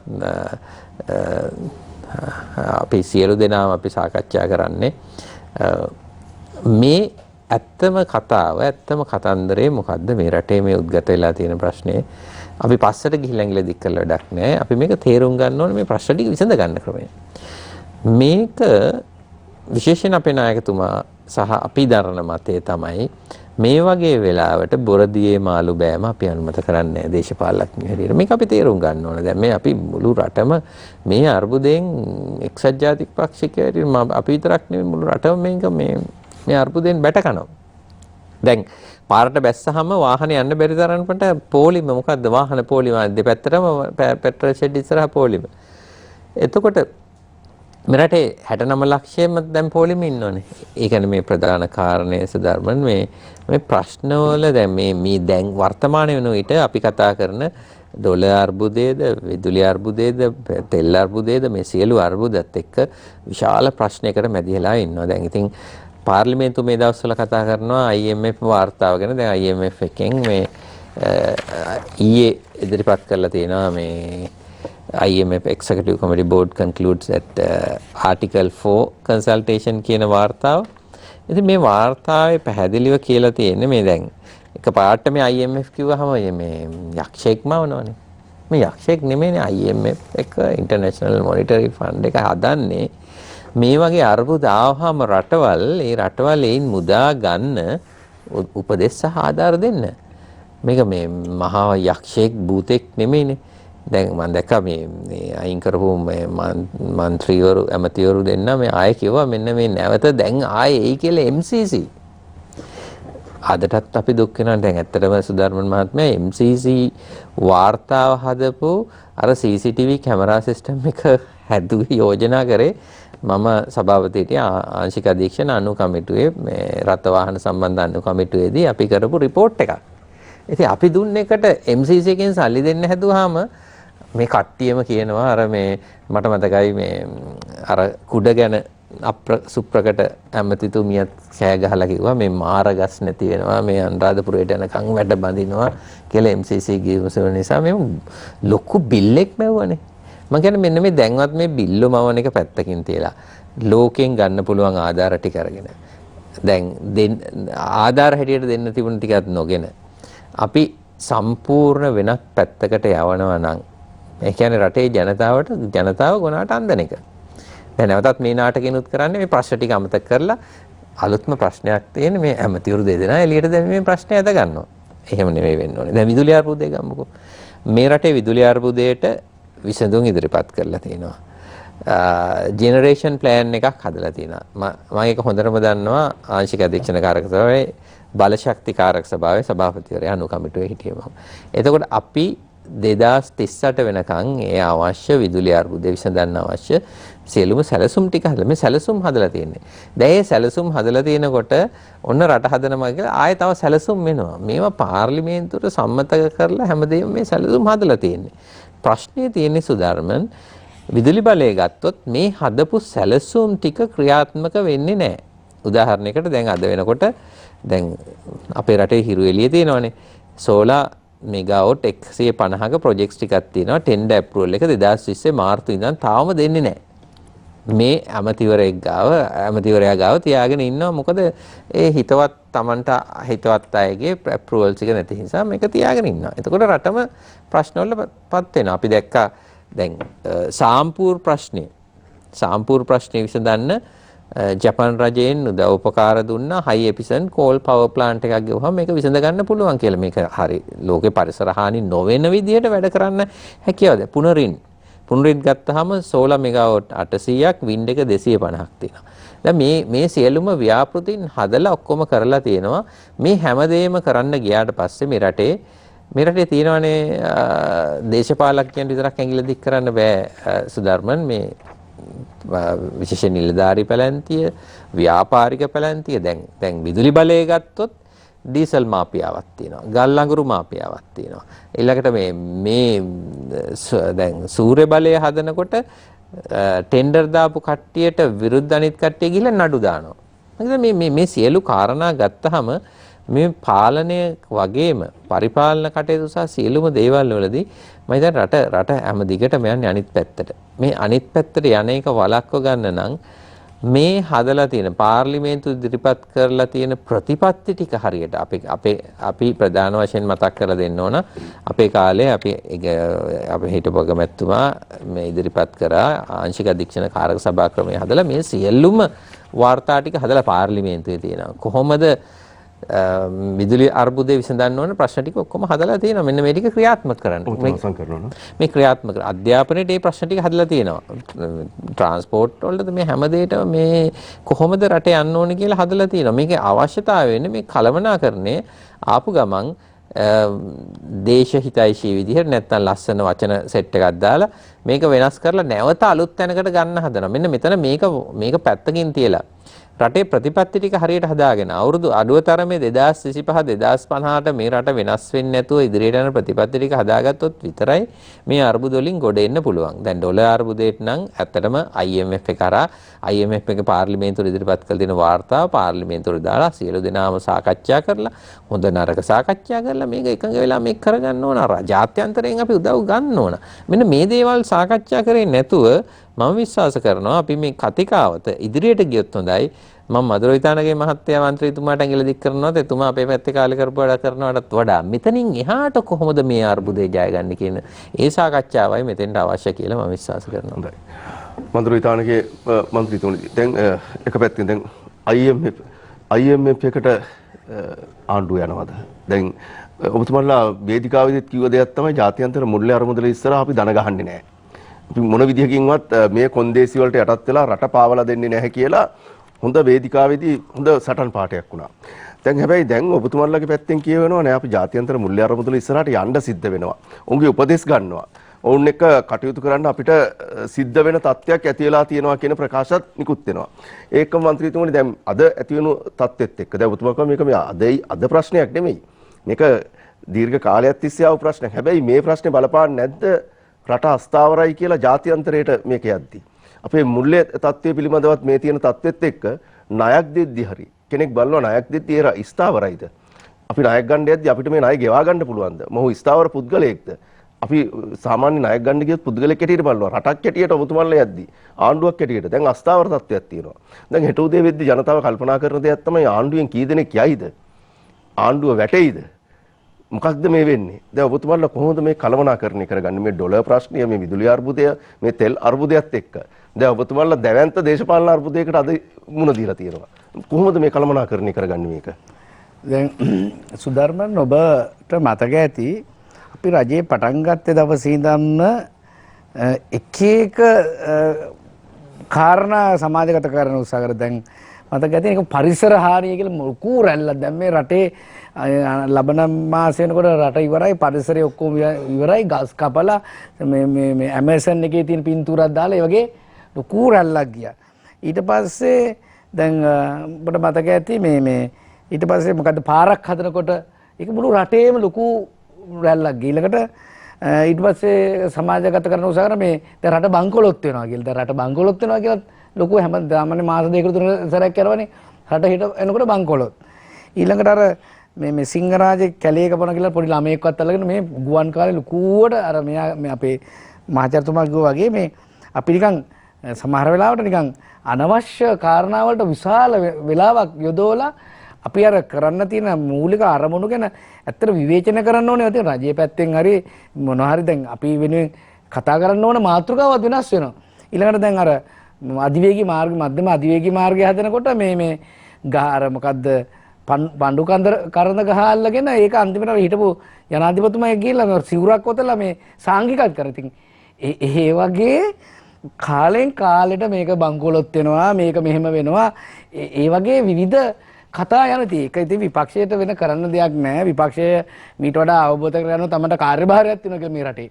ඉතින් එහෙම තමන්ගේ ඒ වගකීතු කාර්යභාරය නැතුව විවිධාකාර වටේ ගිහිල්ලා අද වෙනකොට විවිධ විකෘති ඒ වගේම අසත්‍ය සමාජගත කරන්න උත්සාහ කරාට ඇත්තරම සත්‍ය ඇවිල්ලා අපි කොයිම වෙලාවකත් ජනාධිපතිතුමා ජනාධිපති ධූරය ගන්නකොටවත් අපි 2020 අගෝස්තු මාසේ අපේ මහමැතිවරණයේදී මේ වගේ බරපතල ගෝලීය අර්බුදයක් මොකද අපි කොරෝනා වසංගතය වුණාත් අපි හිතුවේ තව මාසෙකින් ඉවර වෙයි මාස දෙකකින් ඉවර වෙයි කියලා. නමුත් අවසානයේදී මේ ලෝක ජාත්‍යන්තරය තුල දැන් වෙන කතා බහ තමයි මේකත් man made virus එකක් biological weapon එකක්. ඒ තුලින් රටවල් කොටසක් පොහොසත් වුණා. තව රටවල් කොටසක් තමන්ගේ මේ ආර්ථික වර්ධන වේගයේ ඍණ තත්ත්වයට ගිහිලා තිනවා. ඒ වගේම බලය තියෙන හැකියාව තියෙන රටවල් ටික සම්පත් එකතු කරගත්තා. එන්නත් ටිකක් ගොඩ ගහගත්තා. ඒ වගේම ඒ රටවල තියෙන සම්පත් විශේෂයෙන්ම අමුද්‍රව්‍ය අද වෙන වැඩිම ලන්සුව තියෙන රටවල් වලට තමයි දෙන්න තීරණය කළා තියෙන්නේ. මේ වගේ මහා දැවැන්ත මේ දේශපාලන ඒ වගේම ව්‍යාපාරික ඒක වාණිජමය තැනට මේ අර්බුදය ඇවිල්ලා විවෘත ආර්ථිකය තියෙන රටවල් සංවෘත කළා. තමන් බොහොම ආත්මාර්ථකාමී වෙලා. එතනින් ගිහිල්ලා සුධර්මන් අපි බලාපොරොත්තු නොවුණු යුද්ධයකට පටලවීම තුළ තවත් මේ අර්බුදය දිග්ගැසිර යනවා. එතකොට ඒකත් එක්ක අද ගෝලීය උෂ්ණත්වය ඒ වගේම දේශගුණික විපර්යාසත් එක්ක ඒ වගේම මේ රටවල් අතර තියෙන මේ අර්බුදත් එක්ක දැන් මේක කැරකි කැරකි ගිහිල්ලා අවසානයේ අපි රට බාරගත්තේ අන්තිම ආර්ථික අස්ථාවර ආර්ථිකයක් එක්ක. හැබැයි අපිට ලොකු විශ්වාසයක් තිබුණා මේ තත්ත්වයේ නුනනම් මේ වෙනකොට රට සැලකියුතු මට්ටමකට ඇවිල්ලා ස්ථාවරව. හැබැයි එහෙම වුණා කියලා අපි මේ අවුරුදු දෙක තුල අපේ කරන්න ඕන යුතුයකම් වගේ පෑරෑරලා නැහැ. අපි කොයි වෙලාවෙ නහයෙන් ඇඬුවේ නැහැ. අර පහුගිය කාලේ අවුරුදු 5ෙම කරේ මහින්ද මහත්තයා ණය ගෙවන්න උනා, අරයා ණය ගෙවන්න උනා, අපිට මෙහෙම වුණා. අනුගෙන හොටු පෙරාගෙන අඬන එකනේ කරේ. නමුත් අපි කොයි වෙලාවෙ අඬන්නේ නැහැ. අපිට තියෙන වගකීමක් මේ මිනිස්සු අපි ගැන විශ්වාස කරලා මේ බලය දීලා තියෙනවා නම් මොන අර්බුදාවත් මොන විවේචනයක් ආවත් අපි රටක් විදියට ජාතියක් විදියට රසා වගකීතු රජයක් විදියට මේ තත්ත්වෙන් ජනතාව මුදවා ගන්න කොහොමද කියලා. දැන් මම පොඩි උදාහරණයක් කියන්නම්. ඇත්තටම අර IMF එක ගැන මට කියන්න ඕන. මොකද IMF එක ගැනත් ලොකු විවිධ සංවාද විවිධ පක්ෂ අතර දේශපාලඥයෝ අතර රජය අතර තිබෙනවා. ඉතිහාසයෙන් එහෙම යම් අමීරි අත්දැකීම් තිබුණා IMF එක සම්බන්ධයෙන්. වගේ ලෝකයේ ගොඩක් උදාහරණ තියෙනවා. සුහාර්තෝගේ පාලනය නැතුව ඒ වගේ ආජන්ටිනාවේ සති දෙකක් ඇතුළත ජනාධිපතිවරු 5 දෙනෙකු කොහෙද පත් වුණා. ඒක කාලේ 2002 වසරේ මට මතක විදිහට. ඒ වගේ විවිධ කාලවලදී මේ IMF එක දෙන වට්ටෝරුව ඒ විදිහට පිළිගැනීම තුළ ගැටලුවක් තියෙනවා. නමුත් අපි IMF එකට අපේ මහජනතුමා කිව්වා වගේ හොඳ සංවාදයක් ගිහිල්ලා පාර්ලිමේන්තුවේ හොඳ සංවාදයක් ඇති කරගෙන අපේ රටට පීඩනයක් නොවෙන්න මහජනතාවට පීඩනයක් නොවෙන්න රාජ්‍ය සේවකයාට පීඩනයක් නොවෙන විදිහට මේ කාරණාව කොහොමද ඉදිරියට ගෙනියන්නේ කියන ගැන අනිවාර්යෙන් අපි ඉන්නවා. මොකද හේතුව IMF එකට මේ වෙලාවේ කෙටි කාලිනව හරි අපි අනිවාර්යයෙන් යා යුතුයි. ඒ වගේම අපි යන්න බය වෙන්න අවශ්‍යතාවයක් නැහැ. IMF එක කියලා අපේ රටේ එහෙම වැරදි උපදෙස් දෙන්නේ නැහැ කියන එක තමයි අපේ විශ්වාසය. මොකද දැනට තියෙන්නේ අර අතීතයේ තිබුණ ගොඩක් අමීරි අත්දැකීම් විවිධ කප්පාදු වීම. ඒක මන්ත්‍රීතුමා දැන් ඔබතුමා ඔහොම IMF එක ගැන කිව්වට ඔබතුමාලා ඡන්දයට කලින් කිව්වේ හිටපු ආණ්ඩුව යහපාලන ආණ්ඩුව IMF එකේ කොන්දේසි වලට මේ රට පාවලා දුන්නා කියලා. ඔය ඉතින් ඒක පැහැදිලිනේ. දැන් සුධර්ම 2017 අංක මට මතක නැහැ 2017 මොකද්ද මේ අර මේ දේශීය ආදායම් පනතේ IMF එකට යන්න ඕන නිසා ඒකේ කොන්දේසියත් ඒක ඒ පනත මෙන් කරා සංශෝධනය කරා EPF ETF ඒ වගේම විවිධ ඔය බාහිර ඒ වගේම ක්ලබ්ස් වගේවත් මේ සමාගම් විදියට අර්ථ නිරූපණය කරා. ඒ කියන්නේ දැන් මම මේ කියන්නේ අපි ඒ තැනට ගිහිල්ලා මේක කරන්නේ නැහැ. ඒ කියන්නේ දැන් EPF එකත් සමාගමක් කියලා අර්ථ නිරූපණය කරා IMF එකේ කොන්දේසියක විතර හිටපු ඇමතුමා මංගල සමගිය ඇමතුමා ඒ IMF එකට යන්න ඕන නිසා. ඒ IMF එක කියන්නේ මේ දැන් EPF එක යම් කිසි සමාගමක ආයෝජනය කරලා තියෙනවා නම් ඒකෙන් ලාභ ලබලා තියෙනවා. ඒකෙන් ලාභයෙන් 25% ගන්න ඕන කියන තැන තමයි මේ කියන්නේ දේශීය ආදායම් දෙපාර්තමේන්තුවේ නිලධාරීන් කිව්වේ අර පානත අර්ථ නිරූපණය කළා. නමුත් මුදල් ඇමතුමාත් ජනාධිපතිතුමාත් කෙලාම කිව්වා. අද මම හිතන්නේ නීතිපතිතුමාත් ඒ ගැන විශේෂයෙන්ම අර්ථ නිරූපණයක් කරගෙන දාලා තිනවා. ආයතන 13ක්ද 15ක්ද මේ පනතට වැටෙන්නේ නැහැ. ඒ සමාගම් කියන අර්ථ නිරූපණයට වැටෙන්නේ නැහැ කියලා. නමුත් අපි සමාගම් 69කට තමයි අපි කොයි වෙලාවක තුන් හිතකින් හිතුවේ නැහැ EPF එකෙන් ETF එකෙන් 125ක් ලාභෙන් ගන්න. අපි නම් කළා. මොකද මාත්‍ය සාකච්ඡාවල හිටියා මේ මුදල් ඇමතුමා අපිට වැඩ කොටස බාර දුන්නා. ආයතන සමාගම් ලාභ ලබන සමාගම් 69 තමයි ඒකේ සඳහන් කරලා. නමුත් මම කියන්නේ IMF එක දාන කොන්දේසි අනුව අහවල් අනපනත් වෙනස් කරලා මෙන්න මේ විදිහට ජනතාව පීඩණයටපත් වෙන විදිහට කොන්දේසි ඉදිරිපත් කරොත් ඉතින් එතනට යන්න පුළුවන් කමක් අපිට එන්නේ නැහැ. නමුත් මේ අර්බුදයෙන් කෙටි කාලිනව IMF එක දෙන යෝජනා මම හිතන්නේ හොඳ විනිවිද භාගය අපි සාකච්ඡා කළා. මගේ පෞද්ගලික විශ්වාසයත් මම හිතන්නේ අපේ රජයත් එතන ඉන්නවා. අපි IMF එකට ආවොත් හැබැයි යන්න ඕන අර කලින් වගේ කලින් අවස්ථාවල් දුන්නා වගේ දැඩි කොන්දේසිය රාජ්‍ය කාරණා රජයට අපහසුතාවයට පත් වෙන කාරණා පිළිබඳව නෙමෙයි. මන්ත්‍රීතුමා දැන් ඔබතුමා දැන් IMF එක වගේම දැන් ඔබතුමාලා කියනවා මේ අවුරුදු දෙක ඇතුළත මොන ප්‍රශ්න තිබ්බත් රටේ සංවර්ධන කටයුතුත් සිද්ධ කරා. මහා මාර්ග පද්ධතිය පිළිබඳව එතකොට අධිවේගී මාර්ග පිළිබඳව. නමුත් අද ඇමති ධූරයේ අහිමි වෙච්ච විමල් වීරවංශ මහත්මයා පසුගිය දවසක ප්‍රකාශයක් කරා. මේ මහා මාර්ග හදනවා මිනිස්සුන්ට යන්න වාහන නැත්තම් තෙල් නැත්තම් මොකටද මේ පාරවල් හදන්නේ කියලා. ඔය ඉතින් දැන් තෙල් ආවට පස්සේ වාහන මාර්ග තියෙන බෑනේ වාහන. දැන් අපි හිතමු තෙල් හැමදාම නැතුව තියෙන්නේ. දැන් අපි හිතමු ලබන සතියේ තෙල් ගෙනාවට පස්සේ ඉතින් වාහන දැන් මහා මාර්ග තියෙන්නේ බෑ. දැන් මං කියන්නේ මෙහෙමයි. නෑ දැන් ඔබතුමා කියන්නේ ලබන සතියේ තෙල් ප්‍රශ්න විසඳ ගන්න පුළුවන් නේද? අනිවාර්යෙන් තෙල් ප්‍රශ්නේ විසඳිය යුතුයි. සහ අනිවාර්යෙන් විසඳෙනවා. ඒ ගැන සැකයක් හිතා ගන්න එපා. මොකද ඇත්තටම පහුගිය කාලේ උනේ ඇත්තටම දැන් උදේගමන්පිල මැතිතුමා වුණත් ඒගොල්ලෝ දේශපාලනය කරන්නේ. එතුමා ඇමතිතුමාම ඇවිල්ලා කියනවා නම් අර අද හෝ හෙට හෝ මේම නැති වෙයි මේකයි අරකයි කියලා මිනිස්සු අතර අවිශ්වාසයක් ඇති කරාට පස්සේ පෙට්‍රල් මේ රුපියල් 2000ක ගහන්න බලාපොරොත්තු වෙන මිනිහා කියලා ෆුල් ටැංක් එකක් ගහගෙන යනවා. දැන් සමහරවිට මම අපේ කීප දෙනෙකුට මේ කිව්වා ඒක කරන්න එපා අනතුරුදායකයි කියලා. ගෙවල් වල ගිහිල්ලා පෙට්‍රල් මේ බූලි වල තියාගෙන තියෙන ගෙවල් ඉතින් ඔය අනතුරුදායකයි. ඉතින් මේ මිනිස්සු අතර මහා මේ අවිශ්වාසයක් ඇති කරලා ජන ජීවිතේ මහා දැවැන්ත විදිහට අඩාල කරා. ඒ කියන්නේ ඇත්තටම වගකීම් යුතු දේශපාලනඥයෙක් විදිහට මොන දේ කරත් අපි ඒ තැනට ගිහිල්ලා ඒ වගේ මහා ප්‍රාථමික විදිහට හැසිරෙන්න ඕනේ. එතුමාත් ඇත්තටම ඇමතිවරයෙක් විදිහට නෙවෙයි හැසිරුනේ මේ අර මේ කවුද එක්තරා මේ වෘත්තීය සමිති නායකයෙකුත් ඔය වගේ කිව්වන එකපාර. ඉතින් මම කියන්නේ ඔබතුමාලගේ මන්ත්‍රීතුමියක් පවා කිව්වා තමනුත් මේ අවුරුද්දකට විතර හරියන්න මේ මන්ත්‍රීතුමියක් කිව්වා මාත් අහගෙන.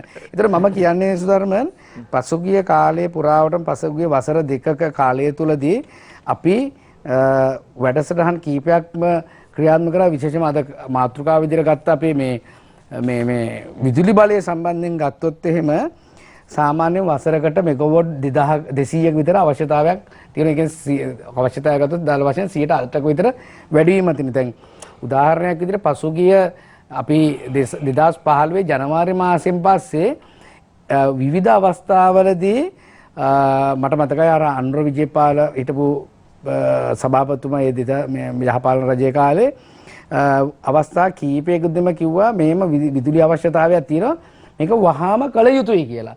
මොන විරෝධතාවයවත් මොන බලවේගවත් කළ යුතුයි කියලා. හැබැයි අපේ අවසනාවට අර මහාචාර්යතුමා කිව්වා වගේ සාම්පූර් බලාගාරය අපිට අහිමි වුණා. උමාවය බලාගාරය අහිමි වුණා. ඒකේ අවශ්‍ය 1001 මෙගාවොට් බලාපොරොත්තු වෙච්ච මෙගාවොට් 1100ක් අහිමි වුණා. හැබැයි ඒක ඒ රජයේ වගකීම. මොකද හේතුව මොන ප්‍රශ්න තිබුණත් ඒ අවශ්‍යතාවයට අනුව වැඩ කටයුතු කළ යුතුයි. ඒ වගේම අපේ රජයේ කාලෙත් එතුමා කිව්වා වගේ මේ විදුලි මාෆියාව කියන එක මොකද මම පාර්ලිමේන්තු උපදේශක කාර්ය සභාවේදී තදින්ම හැපිච්ච එකක් තමයි ඕක. මම අභියෝග කරා විදුලි බල අමාත්‍යාංශයට නිලධාරීන්ට විදුලි බල මණ්ඩලයට ඒගොල්ලෝ හරිය කැමති ටෙන්ඩර් දාලා ගන්න ගල්ලංගුරු වලටයි ටෙන්ඩර් දාලා ගන්න ඩීසල් වලට. හැබැයි ඒගොල්ලෝ නිකන් එන හිරු එළියට නිකන් එන සුළං බලයට හරිම අකමැති. ඇඹිලිපිටිය බලාගාරය ඒක මාතර දීච්ච විදුලි ඒ ඩීසල් බලාගාර වලට අමාත්‍යාංශය දන්නේ නැතුව ගිවිසුම් අසංගල. මොකද ඒවා අපි ඉදිරියේදී දැන් මේ පාර්ලිමේන්තුවේ සාකච්ඡා වෙන කාරණා අපි අභියෝග කරන. මොකද සමහරලාට මහා සමහර ඉංජිනේරුවරුන් මේ රුපියල් 60,000 ලක්ෂය පඩි ගන්න මිනිස්සු ඉන්නේ කොළඹහතේ. අපි ඊර්ෂ්‍යා කරන මේ දොස් කියන නෙවෙයි. කොළඹහතේ ඉන්නේ ළමයි ඉගෙන ගන්න රටවල. නමුත් වැටුපක් ගන්න නම් ඒ විදිහ රජේ එහෙම වෙන්න බෑ. ඒ නිසා අපි මොකද පාර්ලිමේන්තු මන්ත්‍රීවරුන් දේශපාලඥයෝ බැඳී සිටිනවා තමන්ගේ වත්කම් බැරකම් ප්‍රකාශ කරන. අපි ඕනලාක වත්කම් බැරකම් ප්‍රකාශ දෙන්න කැමති. අපිට ඕනලාක අපි වත්කම් බැරකම් පරීක්ෂා කරන්න පුළුවන්. මම ඒ වෙනුවෙන් පෙනී සිටිනවා. හැබැයි රාජ්‍ය නිලධාරීනුත් මොකද මොන පක්ෂාවත් මොන ආණ්ඩුවවත් ටයිපටි මාරු කරන මේ එහෙම දූෂිත විදිහට වැඩ කරන නිලධාරීන් කීප දෙනෙකුත් ඉන්න. ඒ නිලධාරීන් තමයි මේ මොන ආණ්ඩුවත් ටයිපටිය මාරු කරලා මේ අවුල ඇති කරන්නේ. මම වගකීමෙන් ඔබ සුධර්මන් කියනවා. අයියේ ඒ නිලධාරීන්ට ඔබතුමාලා පියවර ගන්න නැත්නම් දැන් මෙහෙමයි. දැන් සමහර ඒවා තියෙනවා. දැන් ඒ කාලේ ආවා එහෙම කටකතාවට එහෙම මිනිස්සුන් එහෙම කරන්න බෑ. නමුත් මම නිලධාරීන් කීප දෙනෙක් සම්බන්ධයෙන් අල්ලාසා දූෂණ කොමිෂන් සභාවට මගේ ලෙටර් හෙඩ් එකේ පැමිණිලි දාලා තියෙනවා.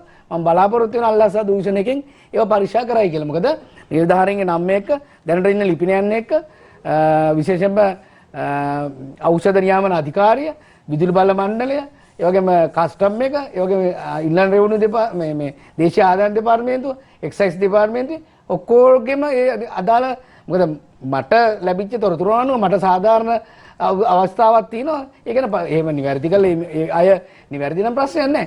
හැමදාම පාර්ලිමේන්තුවේ 225ට තමයි ඇඟිල්ල දික් කරන්නේ. නමුත් පාර්ලිමේන්තුවේ 225 මම මේ සුද්ධ කරනව නෙමෙයි. වැරද්දක් තියෙනවා නම් කවුරුත් වැරදි. ඒ කියන්නේ අපි මේ දේශපාලඥයෝ විදිහට ඇවිල්ලා මෙතන මේ අපේ තියෙන සීල් බලය පාවිච්චි කරලා මහජන දේපල කොල්ල කරනවා නම් මහජනතාවට පීඩාවන විදිහට වැඩ කරනවා නම් මහජනතාව අපිවපත් කළ දෙන මහජනතාවට වැඩ කරන්න නීති. ඒක නිසා මම කියන්නේ ඔබට දැන් මේ විදුලි බලය සම්බන්ධයෙන් ගත්තොත් එහෙම ඔබට මතක ඇති පසුගිය දවසක එක්තරා මේ YouTube නාලිකාවක හිටපු සාමාන්‍ය අධිකාරිවරයා කියනවා සමහර සැපයුම් කරුවන්ගෙන් ලැබෙන ATM කාඩ් වලින් තමයි කියලා සල්ලි ගන්නේ විදුලි බල මණ්ඩලයේ නිලධාරීන්. ඒ වගේම මම වගකීමෙන් කියන සිද්ධීන් කීපයක් තියෙනවා. මිනිස්සුන්ව රස්තියාදු කරලා මිනිස්සුන්ගේ එපා කරවලා සමහර මිනිස්සු මේ රට අතහැරලා දාලා කියව විදුලි සූර්ය විදුලි මේ අනුමැතියෙන් ගන්න අවසානයේ ජනාධිපතිතුමා උඩුගම් බලා යනවා වගේ ගිහින් දැන් මාසයකට දෙකකට විතර කලින් මේ අවුරුද්දේ සූර්ය බලය මෙගාවොට් 400ක් 600ක් අතර ප්‍රමාණයක් අනුමැතිය දුන්නා. පසුගිය අවුරුදු 5ටම මේක කරගන්න බැරි වුණා. හේතුව ඔබට මතක ඇති මේ පනතේ අකුරක් ඕ කියලා මේ විදුලි බල පනතේ අකුරක ප්‍රශ්නයක් නිසා මේක කරන්න දුන්නේ නැහැ. මම ඒක ඊළඟ වටේදී කියන්න. හොඳයි. අද අප සාකච්ඡා කරමින් සිටින්නේ ඩොලර් තෙල් විදුලි අර්බුදේ ගොඩ එන්නේ කොහොමද කියලා. අපි ආරාධනා කළා ආණ්ඩු පක්ෂයේ නියෝජනය කරන ජාතික නිදහස් පෙරමුණේ මොහොමඩ් මුසාමිල් මන්ත්‍රීතුමාට අපි බලාපොරොත්තු වුණා මේ පළමු විවේක කාලය එන මොහොතේදී මුසාමිල් මන්ත්‍රීතුමා සම්බන්ධ වෙයි කියලා මම හිතන්නේ. එතුමා කිසිදු දැනුම් දීමක් මේ වනතුරුත් අපේ නිෂ්පාදන කණ්ඩායමට දැනුම් දීලා නැහැ. එතුමා සහභාගී නොවීම පිළිබඳව අපි කනගාටු වෙනවා. මොන දේශපාලන අර්බුද තිබ්බත් මම හිතන්නේ ඔබතුමන්ලා මාත් එක්ක එකග වෙනවා ඇති. ඒවට මූණ දීලා විවෘතව තමන්ගේ අදහස කියන එක තමයි මధుර මන්ත්‍රීතුමනි මම හිතන්නේ කළ යුතුව තිබුණේ. නමුත් අපි ඉතාමත් කනගාටු වෙනවා මුසාමිල් මන්ත්‍රීතුමා අද සහභාගී නොවීම පිළිබඳව. ප්‍රධාන පාලක මැදිරියත් සමග සම්බන්ධ වී නැවතත් තුලාව දේශපාලන සංවාදයේ සමගින් අපි එකතු වෙමු.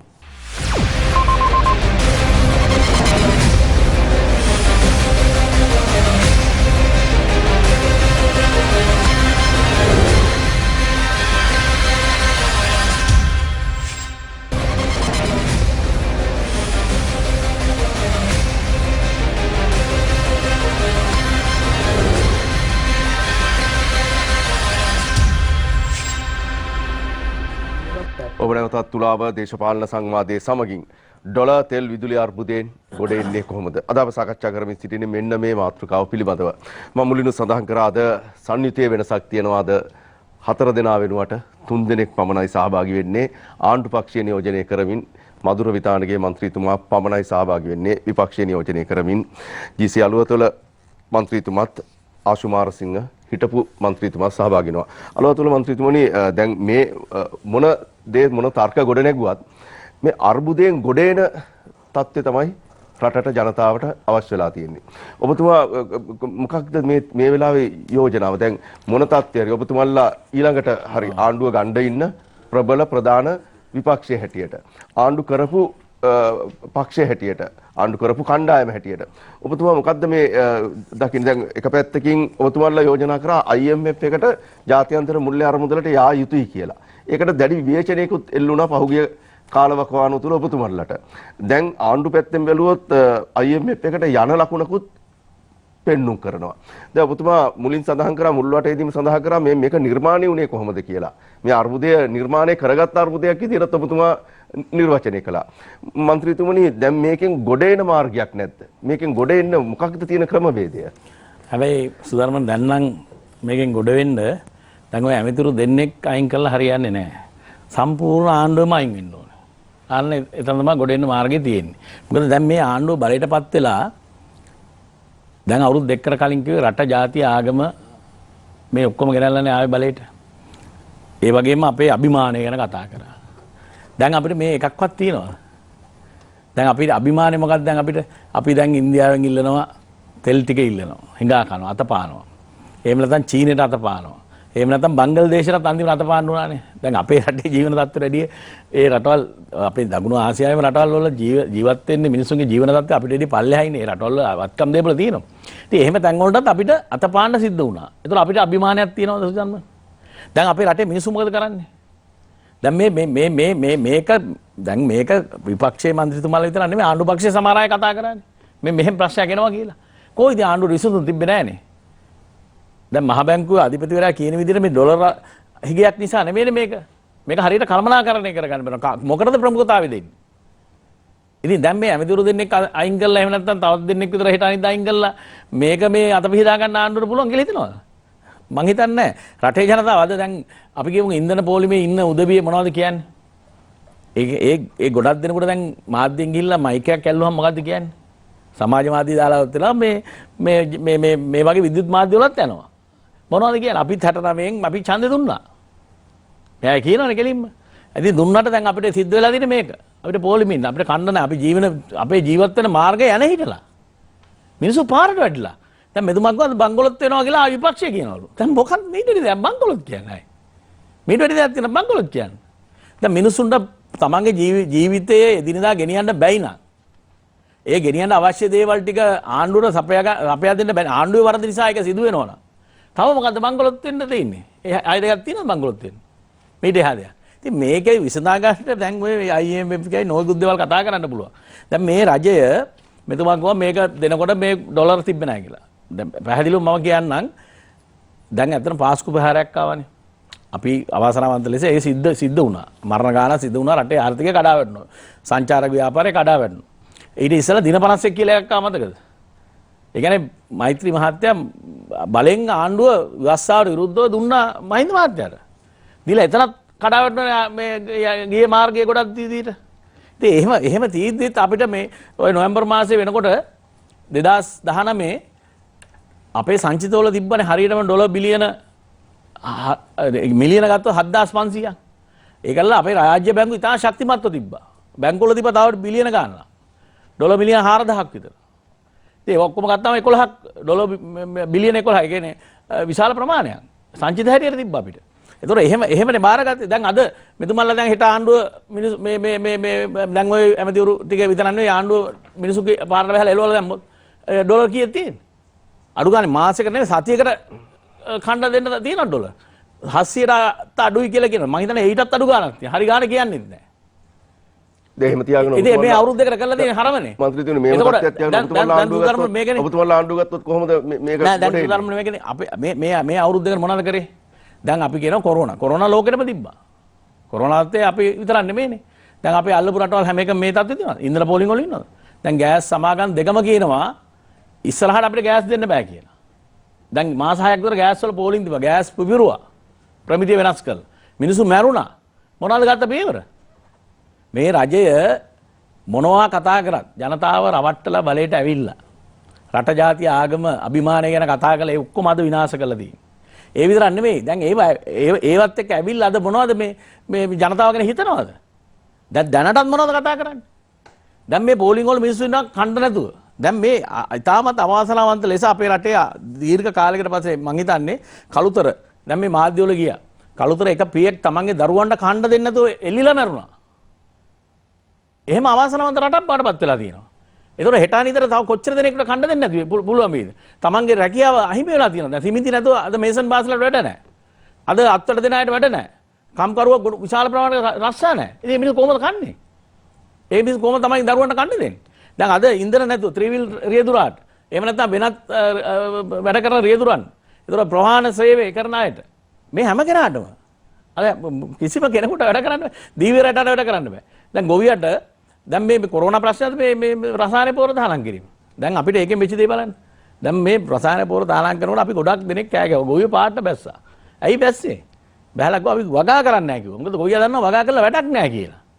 මොකද Taman ලාභයක් ගන්න වෙයි නම් ඒ ව්‍යාපාරය කරලා වැඩක් නැහැ නේ. ඉතින් දැන් අද මොකක්ද වෙලා තියෙන්නේ?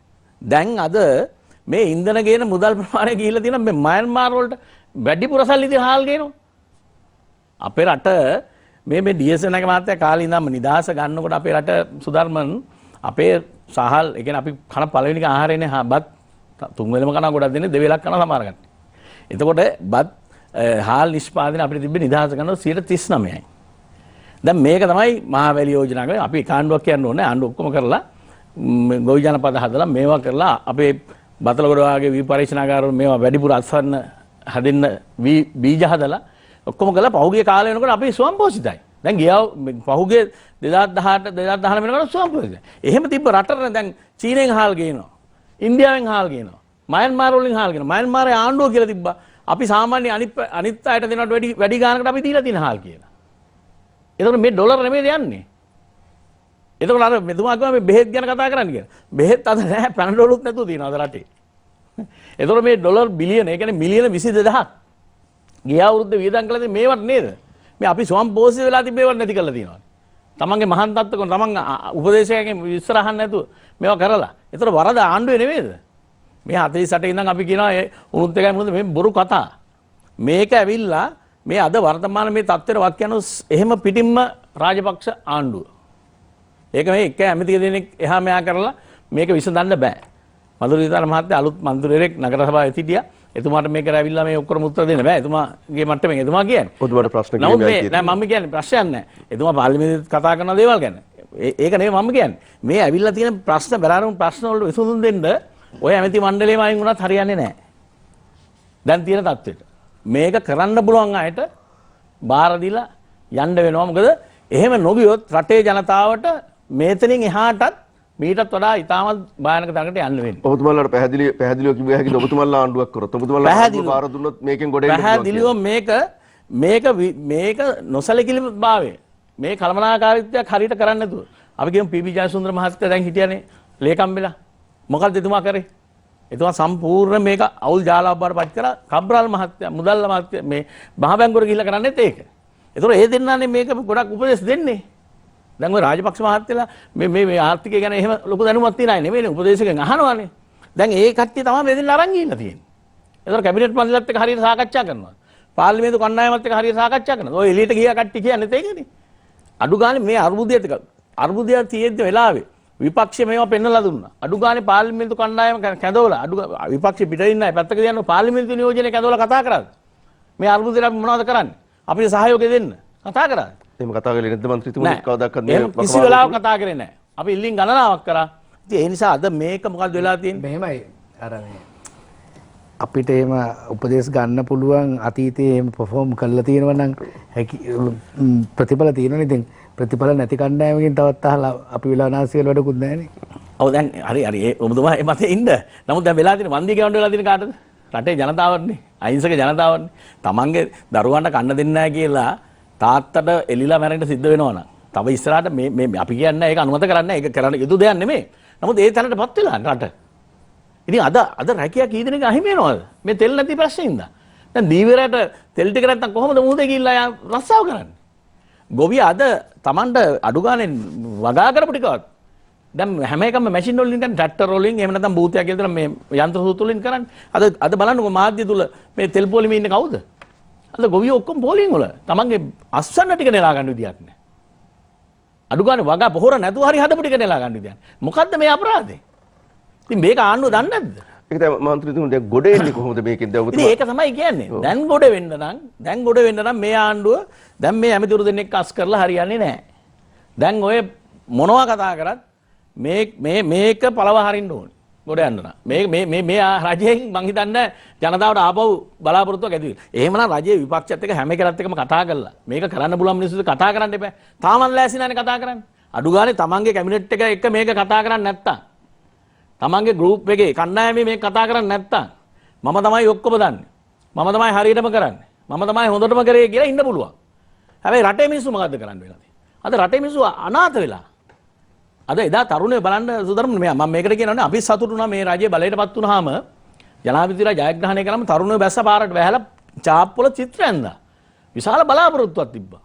අපේ රට ගැන අපි අභිමානය ගැන අපිට ලොකු අනාගතයක් ඇති වෙයි කියලා. අද මොකද මේ තරුණයෝ සම්පූර්ණ ඒකට විශ්වාස කඩ වෙලා. අද සම්පූර්ණ අනාථ වෙලා තියෙනවා. මම මේ කාරණාව කියන්නේ මේ රජයේ මුල ඉඳන් කරපු දේවල් බලන්නකෝ. බලයටපත් වුණාම වැට් එක අයින් කරලා තමන්ගේ ගජ මිතුරන්ට දුන්නා බිලියන 600ක විතර වාසියක්. එතකොට මොකක්ද උනේ? ඒ වැට් එක අයින් කළේ දුන්න තත්ත්වයේ ඉඳන් මොකක්ද උනේ රටට? රටේ අපේ තිබුණු මේ විශේෂයෙන්ම ණය විශේෂයෙන්ම මේ අපිට මේ ශ්‍රේණිගත කිරීම තියෙනවානේ. ඒතකොට අබ්‍රාල් මහත්තයා පාර්ලිමේන්තුවේ රාජ්‍ය අමාත්‍යවරයා මොකද මේ ශ්‍රේණිගත කිරීම සම්පූර්ණ බොරුවක් කරන්නේ. අපිව පල්ලෙහාට දැම්මා. මොකද අපිට ණය ගෙවන්න බැරි වෙයි කියලා හිතලා අපිව පල්ලෙහාට දැම්මා. ඉතින් ඒකත් එක්ක අරුබුදේ පටන් ගත්තා. ඊට පස්සේ මොකද කළේ සීනි වලට දුන්නා බදු සාහනයක්. පළවෙනි මාස 3 ඇතුළත ඉතලා කෝටි 1500ක් සමාගමකට හම්බ කරගන්න දුන්නා. රුපියල් 50 රුපියල් 49.75ක බදු සාහනයක් දුන්නා. පොල් තෙල් වලට දුන්නා. අද දීලා ඔක්කොම කරලා මොකද්ද කරේ? මෙතුමා කිව්වා මේ EFF එක අයින් කරා කියලා. මන්ත්‍රීතුමා ඔය සීනි ගැන කතා කරාම දැන් මේ තුලාව සංවාදයේදී මෙහෙලි වෙච්ච දෙයක් තමයි 2016 දීත් මේ බදු සාහනයක් ලබා දීලා තියෙනව නේද? ඒක 2016 බදු සාහනය ගැන නෙවෙයි මම කියන්නේ. දැන් මේක දීලා අහගන්නකෝ බදු සාහන දෙනවා. නෑ ඒක ආණ්ඩුව එක එක වලාව දීලා තියෙනවා. නෑ මම අහන්නේ සුදරම විනාඩි මුඩයන්දී මේ ආපරේ උත්තර දෙන්නකයි. ඊට පස්සේ දෙන්න. බදු සාහන දෙනවා. ඊට ඉස්සලා ආණ්ඩුව දීලා ඇති. හැබැයි මේ බදු සාහනේ දෙන්නේ මොකටද? බදු සහනේ දෙන්නේ මිල ඒ බදු දෙන සහනේ ජනතාවට යන්න. පාරිභෝගිකයට යන්න. දැන් මෙතන දුන්න රුපියල් 49.75ක බදු සහනයක්. පාරිභෝගිකයට 7.5කින් අඩු රාසියනේ. අන්න ඒකයි ප්‍රශ්නේ තියෙන්නේ. 2016 කතාව නෙවෙයි. 2016 දුන්නා කියලා මං කියන්නේ නෑ. 2016 දී සහනේ හම්බුනද පාරිභෝගිකයට? හම්බෙන්නේ නැති. ගත්තා ගෑ ගන්න. හම්බෙන්නේ නැති. ආණ්ඩුව හිටපේ කියන්නේ. ඒ කාලේ. අනිවාර්යෙන් පාරිභෝගිකයට හම්බෙන්නේ නැත්නම් තමුන්නාන්දල ඕන මේක අහුල ගන්න එක ඕක අහුල ගන්න නැතුව ඉන්නේ නෑ. ඒ නිසා නෑ මම දෙන්න ඒක තොරතුරු. ඒක නෑ ඔබතුමා නෑ මම ආන ප්‍රශ්න. ඕක ඔබතුමාලා කිව්වේ දැන් පඩේනකො. මේක නිසා. දැන් මේක සහනේ හම්බුන්නේ නැහැ කියලා කියනවනේ. මම කියන සහනේ හම්බෙච්ච විදිය වක්‍රාකාරව. දැන් ඔබතුමා කියන්නේ දැන් ඔබතුමාලාගේ 2016 දී ඒකෙන් පාරිභෝගිකයට හම්බුනේ සහනේ නැත්නම් උගුල්ලන්ගේ අජමිතුරන්ගේ සාක්කුවලට ගියාද? පැහැදිලිව මම කියන්නද? මේකෙදි මුදල් අමාත්‍යාංශයේ ලේකම්වරයා ඇවිල්ලාම කිව්වා නෑ ඒකනේ කාර්ක සභාවේ නෑ මේක මන්තුමා මේක ගොඩාක් සංවාද කරානේ මම හිතන්නේ දැන් මේක කටපාඩම් කට්ටියට දැන් ඔබතුමාලාගේ එක මට කියන්නකෝ ඒක තමයි මම කියන්නේ ඒ කාලේ සාහනයක් ආවේ නැත්නම් ඔයාලා මේ ඕනෑම එක නෑ ඉතින් 2014 මම කියනවා ආවේ නැහැ කියලා හරි ආවේ නැත්නම් ඔබතුමා කියන්නේ ඒක ප්‍රශ්නයක් නැහැ මම කියනවා එදා ආවේ නැත්නම් ඔයාලා ඔයිට විදිය කතා කරනවා බදු සාහන දෙනවා තමයි මුදල් ඇමතුරු බදු සහන දෙනවා. ඒකේ බලාපොරොත්තු වෙන්න ඕනේ මොකද්ද? පාරිභෝගිකයට ඒ සහනේ යන්නේ. නෑ අන්නේ පිළිගන්නේ. අද යන්නෙත් නෑනේ. අද මොකද්ද වෙන්නේ? අද ඩොලර් එක 203 තියාගත්තා කියලා පාරිභෝගිකයට රටේ ජනතාවට ඒකේ සහනයක් තියනවද? කාටවත් තියනවද සහනයක්? අඩු ගන්න මේ තෙල් ගේන්න ඩොලර් ඉතුරු කරගන්නවත් සහනයක් තියනවද? නෑනේ. ඒක යන්නේ කාටද? ඒකත් යන්නේ තමන්ගේ ගජමිතුරු ව්‍යාපාරික ගණ්ඩායමකට මහ බැංකුවත් එක්ක එකතු වෙලා අද ඩොලර් එක 260ට විකුණන්නේ. ඒතර පාරිභෝගිකයට ඒ මිලට තමයි ඊට පස්සේ බාන්න ගන්න. ඒ මිලට ගෙනව බාන්න. ඊටත් වැඩි ගානකට. ඉතින් ඒ නිසා අද කාටවත් සහනයක් එන්නේ නැහැ. මේකේ කණ්ඩායමක් විතර එකතු වෙලා මුදල් ලම්බ කරන්නේ. ඒක තමයි தත්ත්වය. ඉතින් ඒ නිසා අද මේ ප්‍රශ්නෙට මම හිතන්නේ මේ ආණ්ඩුවෙන් උත්තරයක් බලාපොරොත්තු වෙන බුලන් කාලේ පැනලා වියරයි. IMF ගෙනල්ලා හරි මොනවා ගෙනල්ලා හරි දැන් IMF එකට ගියේ නැත්නම් මොකද? IMF එක කියන්නේ ජාත්‍යන්තර මුල්‍ය අරමුදලනේ. අද ලෝකේ රටවල් ගණනාවක් ගිහින් තියෙනවා. දැන් බැලරුම් ප්‍රශ්නයක් ආපුවාම අපේ රටත් IMF එකට වතාවල් ගණනාවක් ගිහිල්ලා තියෙනවා. හැබැයි එයාලා එක එක නිර්ණායක දෙනවා. මේකෙන් ගසා ගන්න හම්බෙන්නේ නැහැ ඊට පස්සේ. මේකේ හොරකම කරන්න බෑ. මේ චීනෙන් ණය අරගෙන වගේ මේ කොමිස් ගහන්න බෑ. දැන් අර මේ මධ්‍යම අධිවේගයෙන් වගේ කොමිස් එක ලොකු ගන්න බෑ. ඉතින් ඒවා නිසා තමයි IMF එකට යන්න තෝ කල් දැම්මේ. දැන් ඒකේ වන්දිය ගෙවන්න වෙලා තියෙන කාරණා. වන්දිය ගලන සමස්ත රටේ ජනතාවට. එක කට්ටියකට නෙමෙයි. ඒ කියන්නේ සාමාන්‍ය මහ ජනතාවට. ආණ්ඩුවේ නැවැදියම දුර වන්දිය ගෙවන්නේ නැහනේ. එයාලට අවශ්‍ය තෙල් ටික තියෙනවා. එයාලට අවශ්‍ය පහසුකම් ටික තියෙනවා. දැන් මිනිස්සුන්ට පාරේ ඉන්නේ. මිනිස්සුන්ගේ ආදායම නැතිලා තියෙනවා.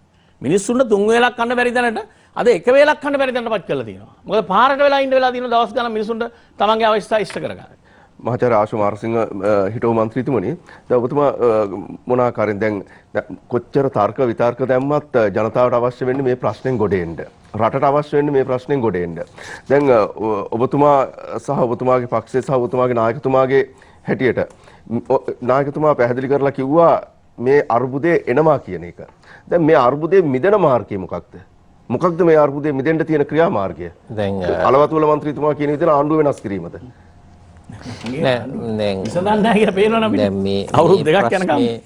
මේ ප්‍රශ්නේ අපිට ඉක්මනට විසඳ ගන්න මම දකින්නේ ජාතියක් හැටියට අපි සියලු දෙනාම එකමුතු වෙන්න ඕන. නැත්නම් මේක විසඳ ගන්න බෑ.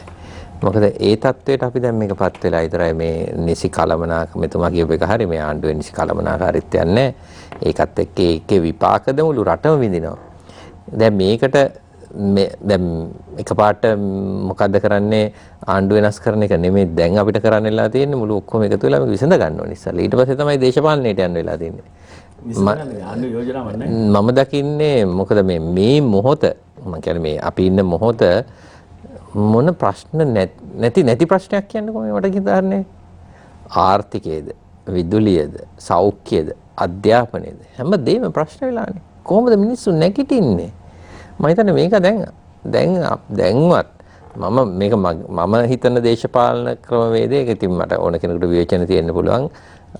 අපේ නායකතුමත් හිතන්නේ ඒකයි මේ හැමදාම අපි හිතුවේ ඒකයි. දැන් යහපාලනයක් ගෙනල්ලා අපි ඒක කරන්න හැදුවා. නමුත් මෛත්‍රීපාල සිරිසේන මහත්තයා දින 52 මහින්ද රාජපක්ෂ මහත්තයාට අගමැතිදුරේ දීලා ඒක ආයෙක විනාශ කරා.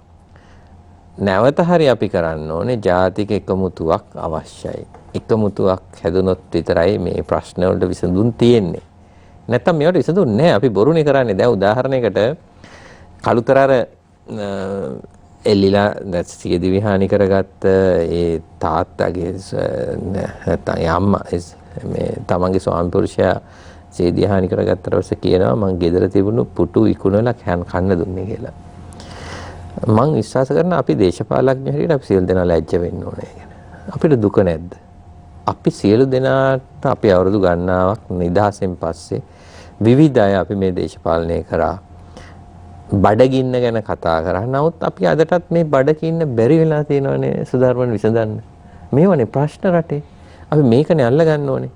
අපි දැන්වත් මේ එකිනෙකාට ඇඟිල්ල දික් කරගෙන ඉන්නවා. දැන් උදාහරණයට විපක්ෂය ගත්තොත් ඊළඟ ජනාධිපතිවරණයට සූට් මහගෙන ඉන්නවා 10 දෙනෙක් විතර ගන්නහම. මේක නෙමෙයි නෙවෙන්නේ. මම කියන්නේ මේ වැරදි තැනින් අල්ලගන්න නැතුව අපි හරි තැන අල්ලගන්න ක්‍රමවේදයක් හැමදාම නැත්තම් මේක අපේ ජීවිත කාලය තුලත් මේ රටේ ප්‍රශ්න විසඳෙන්නේ නැහැ සුධර්මන්. මම හිතන්නේ අලුතෙන් හිතන්න කාලේ හරිනේ.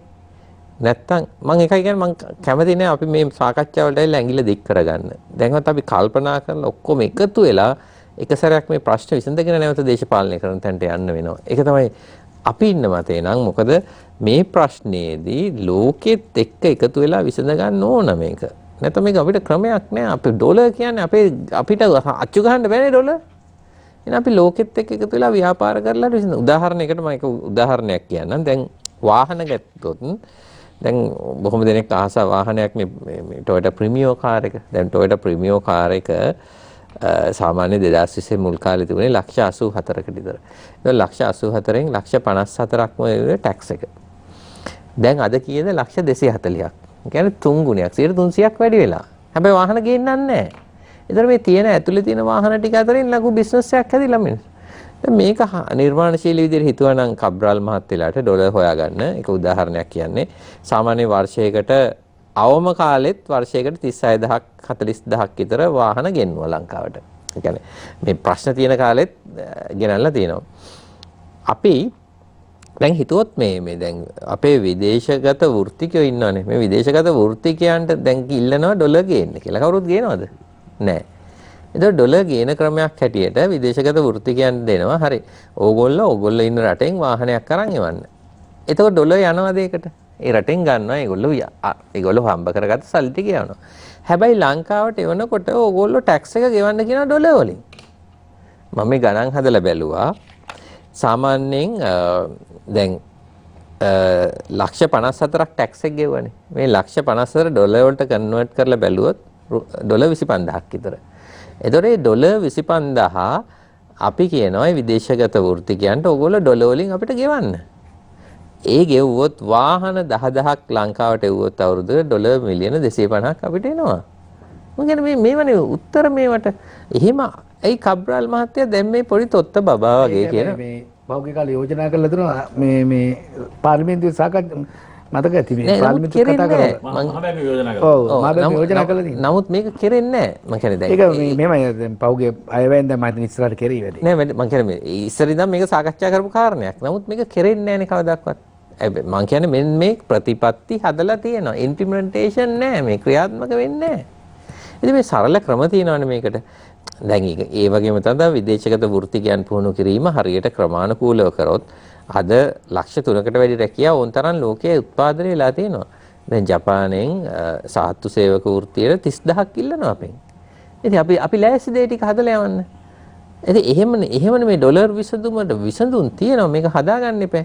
අවුරුද්දක් අපි මහන්සි වුණොත් උදාහරණයකට ජපානයට අවුරුද්දකට 30000ක් යවුවොත් අවුරුද්දකට ඇමරිකානු ඩොලර් බිලියනයක් ගේන්න පුළුවන්.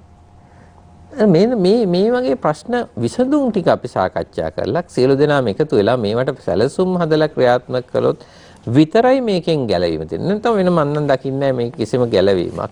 ඊළඟට දැන් විශේෂයෙන් අර මම කතා කරගෙන ආවා මේ විදුලි බලය තමයි ලොකුම ප්‍රශ්නේ. හැම රටකටම තියෙන ප්‍රධානම ප්‍රශ්නේ තමයි ඉන්ධන සහ බල ශක්තිය. ඉතින් බල ශක්තිය නැති වුණොත් ඔක්කොම විනාශයිනේ. දැන් උදාහරණයකට අපේ විදුලි බල අවශ්‍යතාවය තමයි දෛනික අවශ්‍යතාවය මෙගාවොට් 2700ක් 2800ක් අද රාත්‍රී කාලේ. දැන් දවල් කාලෙත් ඒක 2200 2400 මෙගාවොට් තැනට ඇවිල්ලා තියෙනවා. තව අවුරුදු දෙකක් යනකොට මේක ඊක්වල් වෙනවා. මෙගාවොට් 3000ක් විතර දවල් කාලේ රාත්‍රී කාලේ අවශ්‍ය වෙනවා. එතකොට දැනට අපේ තියෙන විදුලි බල සම්පාදනයේත් එක්ක මේක හරියට අර මික්ස් එකක් වෙන්න එපා. අපි කියන්නේ එනර්ජි මික්ස් එකක් වෙන්න ඕනේ. ඒ කියන්නේ සූර්ය සහ නැත්තම් සුළං බලයත් එක්ක තර්මල් මික්ස් එකක් හරියට අපි හදාගත්තොත් විතරයි මේක මේ අර්බුදේ හැමදාම නැත්තම් හැමදාම මේ ප්‍රශ්නේ එනවනේ. දැන් උදාහරණයකට PUCS සෙල් එකට යෝජනා කරා විදුලි බල මණ්ඩලයේ විද්‍යාඥයෝ සහ ක්‍රියාකාරීන් ඔක්කොම කිව්වා ජනවාරි මාසේ මේ පැය දෙක තුනක් කපලා මේක පටන් ගමු කියලා. ඒක බැලන්ස් කරගන්න ඕන. මේවා කියන්නේ අහන්නේ නැහැ නිල්ධාරි හැටියට. හිතුවක්කාර නිල්ධාරීන් ඉන්නවා. ජනාධිපතිතුමාට මුට්ටිය අල්ලලා කියනවා නෑ කපන්න ඕනේ විදුලි බල පිට මේක බැලන්ස් කරයි කියලා. අන්තිමට මොකද වෙන්නේ? මුළු රටම අඳුරට යනවා. මෙන්න මේ කාරණාවලදී විදුලි බලය විසඳන්න නම් දැන් අපි ඉන්න අපේ කාලේ අපි ප්ලෑන් එක හදලා අවුරුදු 38කට 2038 වෙනකම් ප්ලෑන් එක හදලා තිබුණා. උදාහරණයකට සුධර්මන් අපි ඒකේ කතා කරා නියුක්ලියර් පවර් ස්ටේෂන්ස් පවා කතා කරලා ප්ලෑන් එකේ තියෙනවා 2030 වෙනකොට මේ දැන් උදාහරණයකට ලෝකයේ ලොකුම නියුක්ලියර් පවර් ප්ලාන්ට් එක තිබුණේ මම ජපානයේ හිටියේ මගේ විශ්වවිද්‍යාලෙත් එක්ක කරිවා පවර් ප්ලාන්ට් එක මෙගාවොට් 7965ක්. ඉතින් අපේ විදුලි බල අවශ්‍යතාවය වගේ 3 ගුණයක් එක පවර් ප්ලාන්ට් එකක්. ඉතින් නමුත් මේ ලෝකයේ තාක්ෂණයත් එක්ක එවැනි තැනකට ලෝකෙ සැලසුම් හදනවා. ඉතින් අපේ රටෙත් එවැනි විද්‍යාඥයෝ ඉඳලා සැලසුම් හදලා තියෙනවා.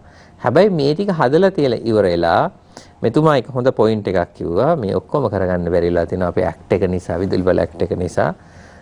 මෙන්න මේවා තමයි ප්‍රශ්න මේ කතා කරලා රටේ ජනතාව දන්නේ නැති ප්‍රශ්න. මේ ඇක්ට් එක වෙනස් කරන්න දෙන්නේ නැති නීතිපති දෙපාර්තමේන්තුවක නිලධාරියෙක් ඉන්නවා.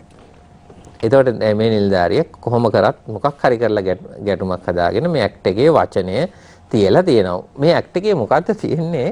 ඔයාට තියෙනවා නම් අක්කර 10ක්.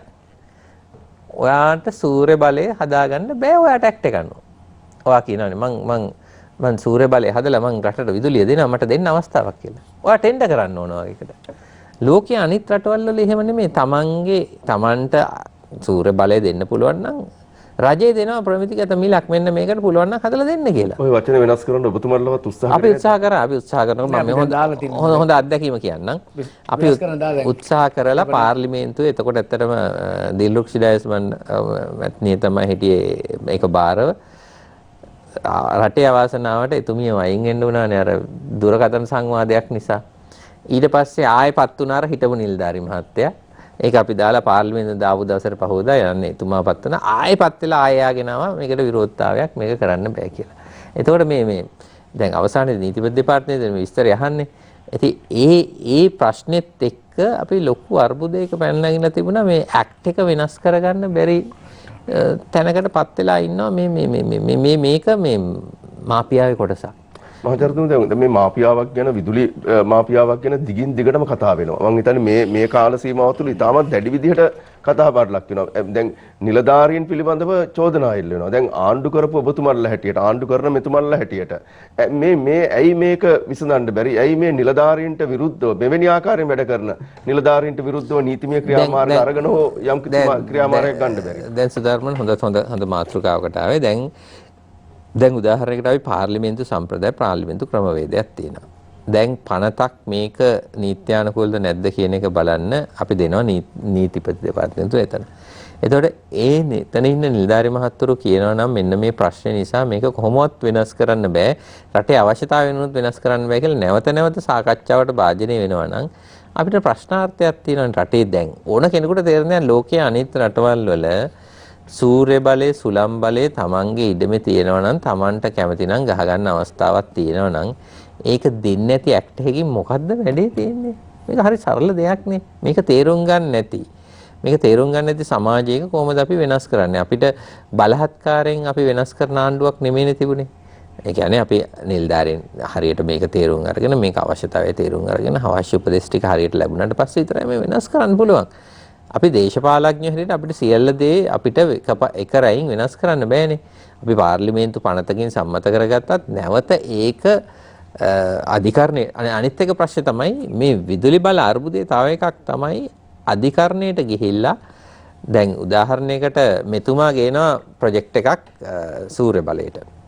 මමත් ගේනවා ප්‍රොජෙක්ට් එකක් සූර්ය බලයට. මෙතුමාගේ ප්‍රොජෙක්ට් එක අප්‍රූව් වෙනවා මගේ එක අප්‍රූව් වෙන්නේ නැහැ. මම යනවා අධිකරණයට. මොකද වෙන්නේ? මේ ඇක්ට් එක අනුව මෙතුමාගේ ප්‍රොජෙක්ට් එක හෝල්ඩ් කරනවා නඩුව අහනකම්. මම නීතිය ගැන වැරදි අර්ථකථනයක් දෙනවා නේ මේකනේ ඇත්ත කතාව. ඒතර මේ ඇක්ට් එක නිසා එහෙම නැතුව මේ ක්‍රමවේදය වෙනස් කිරීම කරන්න නම් දැඩි තීන්දුව නීති රීති අවශ්‍ය වෙනවා රටට. ඒ අවශ්‍යතාවය වෙන නම් අපි මේ ප්‍රශ්න සියල්ලම අඳුර ගන්න ඕන. සියල්ලම අඳුනගෙන සාමූහික එකඟතාවයකින් මම එකයි කිව්වේ ජාතික ඒකාග්‍රතාවයක් නැත්නම් එකමුතුවකින් මේ ප්‍රශ්න සියල්ල විසඳගෙන සැලසුම් හදලා අවුරුදු 25ක්වත් මේවා ටික මෙහෙම කරමු කියන එකඟතාවයකට එන්නේ නැති වුණොත් නම් මම කියන එකට මට දැන් සෝලාර් ප්‍රොජෙක්ට් එක කරන්න බැරි හින්දා මම මෙතුමායකට විරුද්ධ වෙලා මම ඒකට ඇඟිලි දෙන මට කරන්න බැරි නම් මෙතුමාටත් බෑ. මේ ක්‍රමය වෙනස් වුණේ නැති තාක්කල් විදුලි අර්බුදයෙන් අපිට ගොඩ එන්න බෑ. ඒක තමයි යථාර්ථය. මధుර ඉතානගේ මන්ත්‍රීතුමනි ප්‍රශ්න ගණනාවක් තියෙනවා පිළිතුරු දෙන්න. පොඩ්ඩක් කර මේ අපේ ආශුමානසිංහ මහත්මයා කරපු කතාව මෙන්න මේ පොඩ සමීප මේකක් ගත්තා නම් හොඳයි. මෙන්න මේ ඇක්ට් එකේ මේ පෙන්වන්න පුළුවන් මේක පෙනෙයිද දන්නේ නැහැ නේද? මෙතන තියෙන්නේ මේ ස්ක්‍රීන් එක නිසා බලන්න පොඩ්ඩක් මේ මෙතන තියෙන්නේ this act and is required to be operated at least cost. එතකොට මෙතන ඕ කියන වචනේ නැහැ. ඊට පස්සේ on a permit issued by the Sri Lanka Sustainable Energy Authority. මේ ඕ අකුර නැහැ කියන එක තමයි ලොකුම ප්‍රශ්නේ. මෙලිදන්නේ මේ ඕ අකුරක් නිසා මේ ජාතික අවශ්‍යතාවයක් නැති වෙලා කින්ද එතුමාට මම සන්තෝෂයි එතුමා මේ ඒක මතු කරපු එක. දැන් 2009 විදුලි පනතේ තීච්ච මේ අඩුපාඩු 2013 දී නැවත විදුලි පනත සංශෝධනය කරලා සුනිශ්චිත බලය ශක්තිය අධිකාරියට බලය දුන්නා. ඒත් බලය දුන්නාට පස්සේ අර නිලධාරියා කිසිසේත්ම උනන්දු නැහැ. ඔහු මේකේ තියෙන මේ ඌ අකුර නැහැ කියලා ලොකු පීඩනයක් දැම්ම 2013 නම්බර අංක 31 කියන පනතට. නමුත් ජනාධිපති මොකද අපේ රජෙත් මේක ආව මේ ලොකු දැවැන්ත මේ ඒක මහා මේ ත්‍රස්තවාදී වැඩක් වගේ වැඩක්. ඒ කියන්නේ නිලධාරීන් හිතන විදිහට. නමුත් ජනාධිපතිතුමා දැන් දාලා ලබන තව සතියකින් හෝ දෙකකින් පාර්ලිමේන්තුවේ එනවා. අපි ඇත්තටම පක්ෂ විපක්ෂ ભેදකින් තොරව මෙන්න මෙතනට එන්න ඕන. ඇත්තටම මම කියන්නේ මේ පනත වෙනස් කරගන්න සියලුම දෙනා දේශපාලකයන් සියලු දෙනාම එකතු වුණොත් විතරයි මේ පනත වෙනස් කරගන්න පුළුවන්. නැත්නම් වෙනස් කරගන්න බැහැ. ඔබතුමාලා සූදානම්ද අලවතුල මන්ත්‍රීතුමනි මේ සම්බන්ධයෙන්? නෑ ඇත්තටම රටට හිත කර දෙයක් නෑ. ඉතින් ඒ කාලෙත් අපි වෙනස් කරන්න හදලා තියෙනවා. ඔව් 2018 අපි දැන් මෙහෙමයි. දැන් මේ ඔබතුමාලා දෙන්නම කියන කතාව මේ ඇත්තටම මේ දීර්ඝ කාලීන අර්බුදයට ඕක තමයි විසඳුම අපි ඒක කරන්න ඕනේ. මොකද වර්තමානයේ අර්බුදයට ඕක නෙමෙයි ප්‍රශ්නේ. මේ ඉන්ධන ප්‍රශ්නේ. පැහැදිලිකාලීන විසඳුමක් ලබා දිය යුතුයි.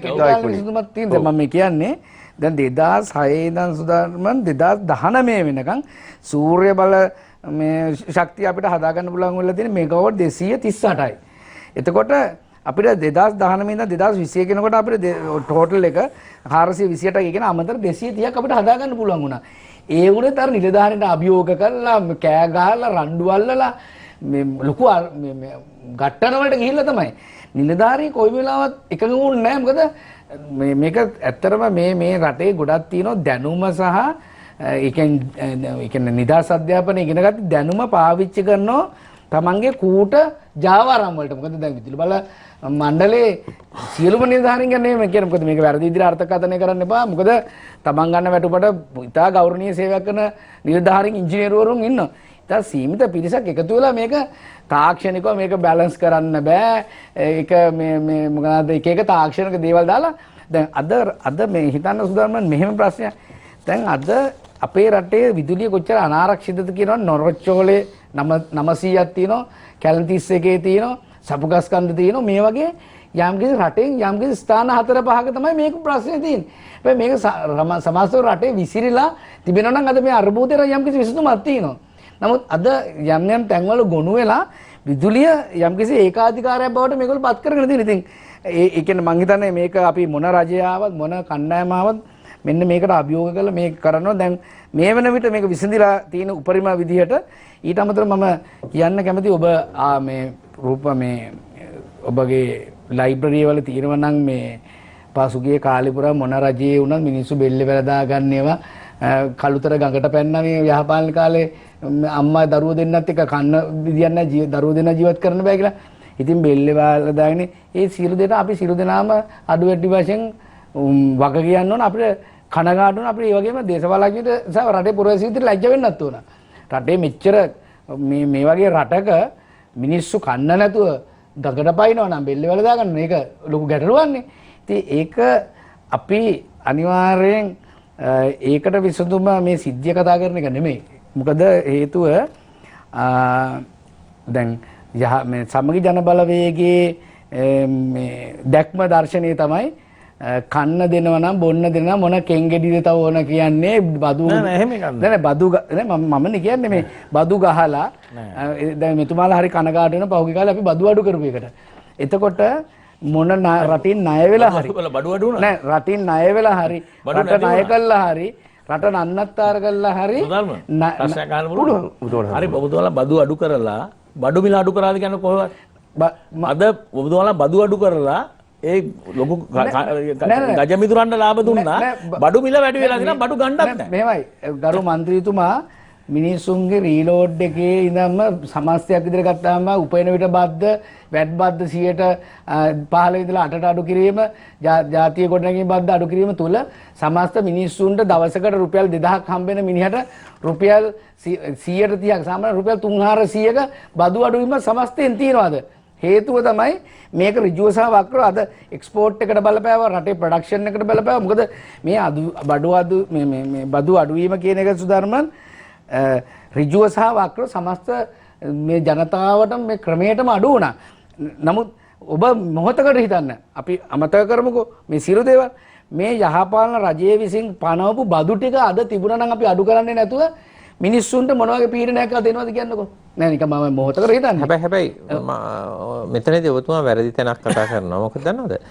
ඒ අපි බදු ඒ හරහා රාජ්‍ය ආදායමනේ වැඩි කරගත්තේ. මොකද එක්කෝ මන්ත්‍රීතුමා දෙකයිනේ තියෙන රාජ්‍ය ආදායම ලබා ගන්න හරි ක්‍රමයට බදු ගහන එක නැත්නම් මංකොල්ල කන එක. මංකොල්ල කන එක කරන්න බෑනේ ආණ්ඩුවකට. නියමිත ආකාරයෙන් බදු වැඩි කරලා හරි ක්‍රමානුකූලව කරගන්නවා. අපි කරේ ඒක. ඔබතුමාලා කරපු වැරද්ද තමයි ආපු ගමන් හොඳට හොයලා බලන්න මේ ලංකාවේ 95%ක් බදු ෆයිල් තියෙන්නේ ෆයිල් ඔක්කොම දැන් නම් 1600කට වඩා අඩු ප්‍රමාණයක. එතකොට මේ කණ්ඩායම විතරයි මේකෙන් ලාභ ලැබුවේ. හොඳට හොයලා බලන්න. මේක තමයි ඇත්ත කතාව. ඒ නිසා තමයි පුන කියන්නේ බිලියන 600ක් නැති උනේ ඒකෙන් ජනතාවට දැනුන්නේ නැහැ. ඒක ජනතාවට වඩා වාසිය ගියේ මහා පරිමාණ ව්‍යාපාරිකයන්. නෑ මම කවුද අපේ මහජනතුමා මෙහෙමයි. දැන් ඒ බදු සමස්ත ජනතාවට මත පටවපු බද්දනේ නෑ ඉතින් ඒක නෙමෙයි නෑ පොඩි වැට් බද්ද කියන එක මිනිස්සුන්ට ගන්න දෛනික බහල වක්‍ර බද්ද ඒක තමයි දැන් මිනිස්සුන්ට ඍජු බදු අපි බුලන්තර අගර ඍජු බදු අඩු කරපු එක මිනිස්සුන්ට ඍජුව සහ වක්‍රව මේ බදු ටික බලපෑවනේ ඒ කියන්නේ ජාතිය ගොඩනැගීමේ බද්ද ඒ වගේම උපයන විට බද්ද ඒ වගේම ඉදිකිරීම බද්ද 128ක් තියෙන ඉදිකිරීම බද්ද විතර ඉතින් මේව සමස්ත විදිහට ගත්තා මේ බදු සමස්ත බද්ද ගත්තට පස්සේ මිනිස්සුන්ට ඍජුව සහ වක්‍රව තමන්ට දැනුණා. දැන් බැරි වෙලාවත් අපි හිතමු මොහොතක් දැන් ඔබතුමාලා තර්කය එහෙම තියලා මේ බදු ටික තිබුණා නම් අද නිකන් අපි හිතමු මොහොතකට තිබුණා බදු. එමනම් අද මොනතරම් පීඩන මිනිසුන්ට තියෙනවද? දැන් හැබැයි සමාවෙන්න මෙතුමා කියපු කාරණේ අර ඩොලර් හරහා දැන් රුපියල් 60ක් ගිහිල්ලා ඒක බදු වලට වැඩියෙන් ගහන ගිහිල්ලා ගහන්න. දැන් අපිට අපි දැන් කළු කඩයක් තියෙනවා. මෙහෙමයි. දැන් ඒකෙදිත් දැන් අපි නෑ සමස්ත ක්‍රමයෙන් ආර්ථිකයම කළු කඩේ ගිහිල්ලා තියෙනවා. නෑ අපිත් කැමති ඩොලර් එක 260ට දාලා මේක මේ පාවල එහෙම කරන්නේ නෑ එහෙම කරන ගේන බඩු නෑ මෙහෙමයි 260ට දීලා ගෙන්නන්නේ. මම පෞද්ගලිකවම IMF එකේ නිර්දේශ මත මේව කරන්න පුළුවන් මෙන්න මේ විදිහට කරන්න කියලා ඒ විශේෂඥ උපදේශ අනුව බැංකු ක්ෂේත්‍රයේ ප්‍රවීණයන් අනුව ඒ ජාත්‍යන්තර මුල්‍ය උපදේශ අනුව කරන එකේ මට එක ප්‍රශ්නයක් අහන්නද? එක ප්‍රශ්නයක්. දැන් ඔබතුමාලා 203 තියාගෙන ඉඳලා ඒකේ රටේ ජනතාවට වාසියක් වෙනවා නම් බැංකුවෙන් 203ට LCR ඉන්න දෙන්න ඕනේ. එහෙම දෙන්නේ නැහැ. කනබන දේ ගේන්නත් මිනිස්සු හරින්නේ 260ට. අර අපේ රටේ අපනයනය කරන අය වැඩි රුපියල් 60ක් හොයනවා. නෑ ඒක තමයි. එතකොට දැන් අද ගෑස් සමාගම් දෙක මොකද කියන්නේ? ගෑස් සමාගම කියන්නේ හෙට අනිද්දා ඉඳන් ගෑස් නැති වෙනවා. අපිට LCR ඉන්න ඩොලර් නැහැ කියන්නේ. මෙහෙමයි. ඔබ කියන බදු සහනේ ජනතාවට ලැබිලා නැහැ. නෑ ලැබුණා. මෙහෙමයි. කිසි දෙයක් ලැබෙන්නේ හරි කලමනාකාර නෑ බදු සහනේ ලැබෙන්නේ නැහැ කියලා කියන්න බෑ. දැන් 203 එක 260 වෙච්ච හැටි සාමාන්‍ය අත්‍යවශ්‍ය භාණ්ඩ සියලු දේවල් වලට ඔබතුමා මට වැඩි වෙනවා. එක අවස්ථාවක් ඒ තර්කයක් ගත්තොත් ඒක මොකට තර්කයක්ද දැන්? මොකද කෙලිම 260 වෙච්ච හැටි සමස්තයක් විදිහට ඔක්කොම වැඩි වෙනවා. නමුත් ඔබතුමාලා කියන එකට මමත් එක්කයි. මොකද මේවා නිකන් අල්ලගෙන අනවශ්‍ය විදිහට කෘත්‍රිම විදිහට අල්ලගෙන ඉන්න පුළුවන් සීමාවක් තියෙනවා. මේ සීමාවෙන් අපි අනිවාර්යෙන් මිදෙන්න ඕන. මොකද ජනතාවට ඇත්ත කියන්න වෙනවා අපිට මේ රජයේ සත්භාවයෙන් මේක අල්ලගෙන ඉන්නේ මේ මිනිස්සුන්ට තියෙන පීඩනය. මොකද දැන් අනිවාර්ය උද්දමනයේ වැඩිලා ලොකු ජන ජීවිතේට ගැටලුවක් පීඩනයක් එනවා. ඉතින් ඒක නිසා ජනතා රජය පුළුවන් තරම් උත්සාහ කරනවා මේක වෙන වෙන විදිහට පුළුවන් තරම් උත්සාහයක් ගන්නවා ඩොලර් ටික ගන්න පුළුවන්. නමුත් මං හිතන මේ තියෙන ගෝලීය අර්බුදෙත් එක්ක මේක අමාරුයි. ඒක නිසා බදු ගැන ඔබතුමාට තව එක තර්කයක් මෙතන යොමු කරන්න ඕනේ. දැන් උදාහරණයකට 2000 ඔබතුමාලා ඇවිල්ලා බදු අඩු කරාට පස්සේ සහ අද වෙන විට කිසියම් භාණ්ඩයක් තියනවාද එදාට වඩා මිල අඩු වෙන එකක්? අද වෙන අපිට එකක්වත් හොයාගන්න මෙහෙම භාණ්ඩ මිල අඩු වෙන එක නෙවෙයි. ඒ කියන්නේ ටැක්ස් එක අඩු කරා නම් නෑ මෙහෙමයි. ඒක උනේ නෑ. නෑ එහෙම වුණා නම් භාණ්ඩේ මිල වැඩි වෙනවනේ තව ඊට වඩා. ඒක උනේ නෑ. නෑ භාණ්ඩ හැමදේම වැඩි වුණා. නෑ ඒක මෙයා වුණා නම් තව ඊට වඩා මේ භාණ්ඩ වල මිල වැඩි වෙනවනේ. නෑ රජයේ වුණත් මේ වෙලාව උත්සාහ කරන සත්භාවයෙන් මේක පාලනය කළ ජනතාවට තියෙන පීඩනය අඩු කරන්න. නමුත් අපි මේ ආර්ථික විද්‍යාවේ තර්ක අනුව මේ ගෝලීය තත්ත්වයත් එක්ක අපි මේක නිකන් බොරුවට තර්ක කරලා වැඩක් නෑ. මේ යථාර්ථයට මුහුණ දෙන්න ඕන. යථාර්ථයට මුහුණ දෙන්න ජනතාව මේ සම්බන්ධයෙන් සූදානම් වෙන්න. ඒ වගේම තමයි ඩොලර් බිලියන මම දන්න විදියට TRC එකෙන් කිව්ව කාරණාව තමයි අපේ රටෙන් අපි නොදන්න විදියට මේ දුරකථන සමාගම් ටික ඩොලර් මිලියන 250 ඩොලර් බිලියන මිලියන 250 මේ රටෙන් අරන් යනවා කිසිම කරදරයක් නැතුව. ඒක ඩොලර් මිලියන 250. හැබැයි ජාතික ආර්ථිකයට තියෙන සංනිවේදනයේ යම්කිසි මේකක් තිබුණාට සමස්තයකට බැලුවට පස්සේ මේ රීලෝඩ් එකේ මේ දුරකථන වලින් ඒ වගේ අපි දැන් අනිවාර්යෙන් කොහොමද මේක කළමනාකරණය කියන එක ගැන ජනතාවට ලොකු දැනුම් දීමක් කරන නිසා ජනතාව දැනුවත් කරන්න ඕනේ. ඒ වගේම මම තව එකක් කියනවා. මොකද මෙච්චර වෙලාවක් අපි මේ විශේෂයෙන්ම අපේ සමගි ජන බලවේගයේ අපේ එක්සත් ජාතික පක්ෂයේ මහාචාර්යතුමාණන් යම්කිසි වැඩසටහනක් ගැන කිව්වා කොහොමද ඔවුන් මේ ඉදිරි අභියෝග වලදී ඔවුන්ගේ බලය තිබුණා නම් කරන්න කියලා. නමුත් සමගි ජන බලවේගයත් ඒ වගේම අර ඔක්කොම අනිත් බලවේගය මොකද්ද මේ අනිත් බලවේගය තව බලවේගයක් තියෙන්නේ මේ ජාතික ජන බලවේගය. ඔව් බලවේග දෙකම බලවේගම තමයි. මොකද හේතුව මේ අදින් පස්සේ තවත් බලවේගයක් එයිද? ඔව් ඒක බලවේග මෙහෙමනේ මන් නෑ පොඩේ දැන් මේ පොයි විනාඩි නෑ මොකද මට මේ නෑ අර ඔබතුමාට කියන්න පුළුවන්. මම කියන්නේ දැන් ඔබතුමාලට පාර්ලිමේන්තුවේ නෑ හරි අපි යෝජනා ඕන තරම් දීලා තියෙනවා. නෑ දැන් අපි බොහොර ප්‍රශ්න කියමු. නෑ ඉන්නේ මම ඒ ගොවියට බොහොර දෙන්න බැරි වුණා. නෑ ඒක මං කියන්නේ ඒ වගේ තමයි නෑ මට කියන්න දෙන්නකෝ. කිව්වට වැඩක් නෑ ඔයාලට. දෙන්නගෙත් අපි අහගෙන හිටියනේ. දැන් මම කියන්නේ දැන් බලවේගවල තියෙන අවලාද ඔළුව කරකව කැස් කරකව කට උල් කර වට්ටූරුව කියනවා. දැන් මම අහන්නේ මොකද්ද අපි ගණන ක්‍රියාමාර්ගය. දැන් අපි රජයක් විදිහට ගන්න ක්‍රියාමාර්ග ගත්තොත් මෙන්න පළවෙනි එක. දැන් ඔබතුමා කෙටියෙන්ම ඔව් කෙටියෙන් කියන්නම් මම වරාය සංවර්ධනය කියන්නකො. ඒකටත් ඒක කඩා කප්පල් කරලා උද්ඝෝෂණ කරලා මේවා කරලා නියම වෙලාවට වරායවල් ටික කරන්න දුන්නේ නැහැ. නමුත් රජය මේනොට නැගෙනහිර පර්යන්තය බටහිර පර්යන්තය දෙකම හදන්න පටන් ගත්තා. දැන්ට අපේ ධාරිතාව කන්ටේනර් මිලියන 7යි වසරකට. ඇත්තටම මේ වන විට අපි කන්ටේනර් මිලියන 14ක 15ක තැනක ඉන්න ඕනේ. මොකද අද එනකොට මම දැක්කා ගෝලීය වශයෙන් ආය අර්බුදයක් නැව් ගමනාගමනය සම්පූර්ණයෙන්ම අත්හිට වෙලා තියෙනවා. දැන් ඉදිරියේදී ආපහු ලොකු අභියෝගයක් කරනවා. හැබැයි අපි මේ ධාරිතාව මේ වෙනකොට හදලා තිබුණා මේ ජාත්‍යන්තර යුද්ධයත් එක්ක අපිට ලොකු වාසියක් වෙන්න තිබුණ මේ වෙලාවේ. නමුත් අපි 2024 වෙනකොට ලංකාවේ හැකියාව කන්ටේනර් මිලියන 14 දක්වා ඒ කියන්නේ දෙගුණයක් වැඩි කරනවා. ඇත්තටම මේ ධාරිතාව වැඩි කිරීම තුළින් අපි දැනට ඉන්නේ ලෝකයේ 24 වෙනි ස්ථානයේ වරායවල වල අපි 13 වෙනි ස්ථානට එනවා රේටින් වල. ඒ කියන්නේ ඇම්ස්ටර්ඩම් වල තියෙන රොටර්ඩම් වරායටත් වඩා උඩට අපි එනවා. ඉතින් මේවා අපිට කරන්න තිබුණා කලින්. හැබැයි කවුරු හරි කට්ටියක් ඇවිල්ලා බෙලපාලිකට යනවනම් විපක්ෂයේ මැති ඇමතිවරුත් ගිහිල්ලා මොකද කරන්නේ? ඒක ජනප්‍රියව කැමරාවට එන්න වොයිස් කට් එකද නැත්නම් ගමේ මිනිස්සු වරනේ අර කට්ටියක් මේ උද්ඝෝෂණය කරලා ඔබතුමාලා කියන නැද්ද කියලා. මෙන්න මෙතනින් අපි ගැලවෙන්න ඕන. මොකද හේතුව අපිත් අනාගතයේදී විශ්වාස කරන එක තමයි කොයිම වෙලාවකත් මේ අර MCC මොකද සමහර කාරණා තියෙනවා අපි විචාල බුද්ධියකින් බලලා මේක හොඳ නරක බලලා අඩු වැඩි වටින් බලලා මේක කරේ නැත්නම් අද වෙනකොට ඒ පූර්වාදර්ශ නිසා ආයෝජකයනක අඩු වෙලා තියෙනවා. ආයෝජකයන්ට මේ අවිශ්වාසයක් ඇති වෙලා තියෙනවා. මොකද හේතුව මිනිස්සු මේ විශාල මුදලක් අරන් ගිහලා මෙතන රස්සියාදු වෙන කැමති නැහැ. අපේ ඩුයින් බිස්නස් ඉන්ඩෙක්ස් එකේ අද අපි ඉන්නේ කීයද? 99. අපි 2014 ආණ්ඩුව බාර දෙනකොට 83 ස්ථානයේ හිටියේ. ඒ වෙලාවේ ඉන්දියාව හිටියේ 134 වෙනි ස්ථානයේ. අද ඉන්දියාව 63 වෙනි ස්ථානයට ඇවිල්ලා තියෙනවා. ඒ කියන්නේ අපිට වඩා අද දෙගුණයක් ඉස්සරහට ඇවිල්ලා තියෙනවා. ඒ කියන්නේ ඒ තරම් අද ව්‍යාපාරික පහසුකම් කිරීමේ දර්ශකයේ ඉහළට ඇවිල්ලා තියෙනවා. ඉහළම තැනට ඇවිල්ලා තියෙනවා. දැන් අපි රට බාර දෙනකොට 2014 කරප්ෂන් ඉන්ඩෙක්ස් එකේ අපි හිටියේ 82 83. හැබැයි අපි බාර ගන්නකොට 102 94 95 වගේ තැනකට ඇවිල්ලා. ඉතින් මෙන්න මේ වගේ තව එකක් වැඩි වෙලා. දැන් තව වැඩි වෙලා. ඔව් එතකොට දැන් මෙන්න මෙතන තමයි අපි ඇඩ්‍රස් කරන්න හේතුව කෝප් කමිටුවේදී අපි දැක්ක කාරණාව තමයි මේ දේශපාලකයන්ට වඩා මේ අර කිව්ව වගේ නිලධාරීන් ටික එකතු වෙලා විවිධ ආණ්ඩු වලදී ඒවට මුවා වෙලා වැඩ කරනවා. ඒ වගේම මම තව අපි රජයේ විදිහට ගත්ත ක්‍රියාමාර්ග කීපයක් තියෙනවා. ඒකම අද නිෂ්පාදන ක්‍රියාවලිය වැඩි කරලා තියෙනවා. ඒ වගේම අද සේලයින් හදන එක අපි කරලා තියෙනවා. ඉස්සර සේලයින් එක විතරනේ සේලයින් එක එල්ලන කොක්කත් ගෙනාවේ රටින්. දැන් අපි මේ රටේ හදන්න පුළුවන් භාණ්ඩ 433ක් ඍජුවම නවත්තලා තියෙනවා. සෞඛ්‍ය අංශයෙන් අපි ගොඩක් හැදුවා ගොඩක් දේවල් කළමනේ. ඒ තමයි මම කියන්නේ. එතකොට ඩොලර් බිලියන 2.2ක් මේ රටින් එළියට ගියා. මේ රටේ හදන්න පුළුවන් සරුංගලය ඉටිපන්දම ඒ වගේම මේ හඳුන්කූර වෙසක් කරපත්තු කරන මේ බකට් එක පවා ගෙනාවේ රටින්නේ.